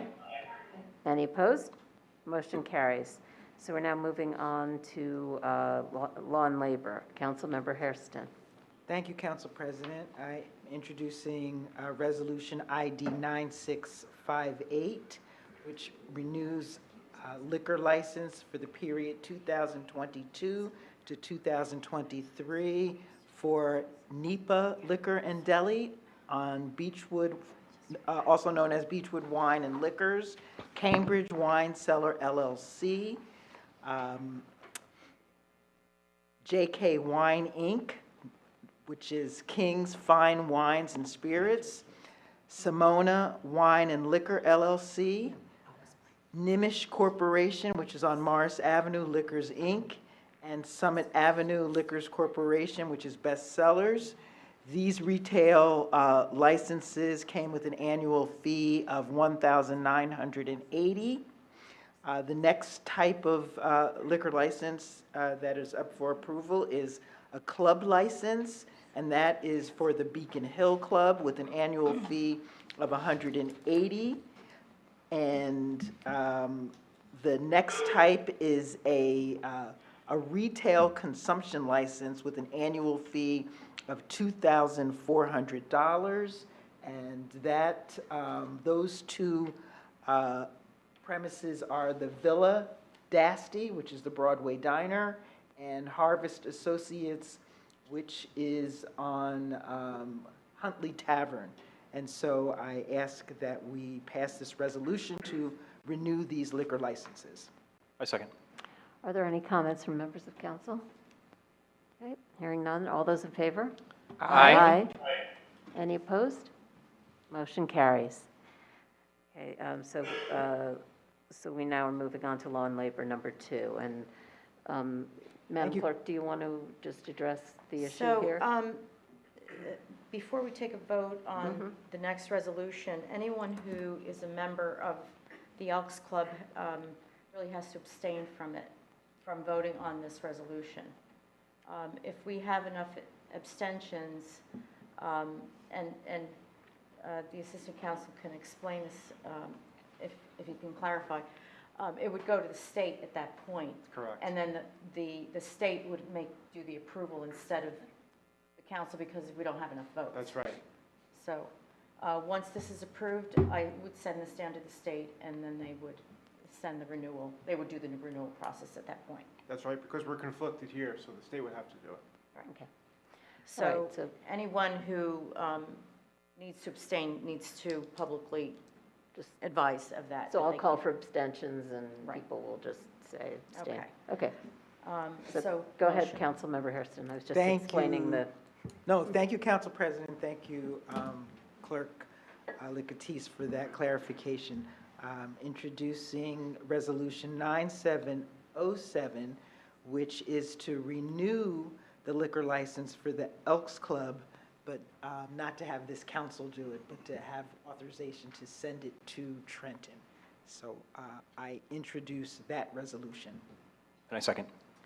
okay, so at this point, are there any comments from members of council? I think we should go with a Roll call vote, that's a good idea, yes. Okay. But we have to abstain, right? If you're a member, you abstain. Yeah, Or okay. applied, correct? If Or you're if you're applying- pending. If you're Yeah. pending, you abstain, yeah. Yeah. Okay, All go right, ahead. roll call, Ms. please. Allen? Abstain? Ms. Hairston? You could just say Aye. aye. Ms. Little? Aye.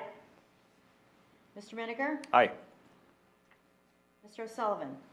Abstain. Mr. Vartan? Abstain. President Fox? Abstain. That gives us, Okay, with that, we've got three have 4 aye abstentions. and 4 abstentions, so that's, it has to go to the state. it has to go to the state. Okay. Yeah. All right. Okay, so with that, we'll move on to the final law and labor resolution, which, Councilmember Hairston? Thank you, Council President. Introducing Resolution ID 9680, which authorizes the execution of employee agreements for 2 key positions within the city and sets forth the terms of the agreement. Council President, I'm allowed to say which positions those are? Yeah, I believe so. Is that correct? I'm sorry, please repeat? She wants to, did she say who the positions are? The answer is, Yeah, Yes. yeah. Yes. For our Director of Engineering and for our CFO. These are key staff who not only have done an outstanding job, but this agreement sets forth the terms of the contract to go through 2023. So I introduce 9680 to approve these agreements. And I second. okay, are there any comments from members of council? Thank you. for your service. Yes, thank you. And, okay, so all those in favor? Aye. Aye. Any opposed? Motion carries. All right, so now we're moving on to capital projects and community services. Councilmember O'Sullivan, I have to remember where to look for everyone. Thank you, Council President. This is ID number 9445 to advertise assessment hearings. The engineering department has finalized the cost sheet for various older projects that need to be heard and closed out. These projects include sidewalk repairs and Belgian block curving. The list of reports will be considered by council at our next regular meeting on June 15th. I move to adopt this resolution. A second? Are there any comments from members of council? So I just had one question. I just wanted to confirm, this is Belgian block and sidewalk repairs, not new sidewalk installations, correct? That's correct, yes. Okay, thank you. All right, so any other comments, questions? No. Okay, all those in favor? Aye. Aye. Any opposed? Motion carries. Okay, and then we have one last capital projects and community services. Councilmember O'Sullivan. Thank you, Council President. This is ID number 9516 to award the bid, City of Summit City Cooperative Pricing System, number 192 SCCPS 2022 Micro Surfacing Program, not to exceed $86,915.66. The city received one bid for the annual microsurfacing project through the Summit City Cooperative Pricing System. The winning bidder was Asphalt Paving Systems of Hamilton, New Jersey, and their bid price is $3.53 per square yard. This is a program that the city has used successfully for many years, and it is designed to preserve and increase the longevity of our roads. The application is a top coat wearing service that fills cracks and voids, giving the existing roads a new smooth finish. The list of streets for this project are Midland Terrace, Parkview Terrace, Oak Lawn Road, Colony Drive, both sections of Washington Avenue, Grove Street, Bedford Road, and Aubrey Street. The project should begin in July and be completed by the end of August. I move to adopt this resolution. A second? Are there any comments from members of council? Looks like you're thinking about it, Councilmember Barton. Nope, okay. All right, with that, all those in favor? Aye. Any opposed? Motion carries, and now we're on to the consent agenda. So we'll take this item as a whole unless anyone has anything they want to discuss separately. So do I have a motion on the consent agenda? So moved. Second. Okay, all those in favor? Aye. Any opposed? Motion carries. Now on to council members' comments, new business. Anyone have anything they would like to report? Just very quick, Council President. Oh, go ahead. Just to say, the fire department, police department, and EMS have been all over the place tonight, doing courageous work during the storm. So just please be safe going home, and thank you for your service tonight. Thank you. Thank you. Okay, any other comments from anyone? Councilmember O'Sullivan, is that a hand, or are you just, I can't see, it's probably your chair. Can't tell. My vision is not so good, so I guess you don't have a comment. Okay, so do I have a motion to adjourn? So moved. Second. Okay, all those in favor? Aye. Okay, good night, everyone.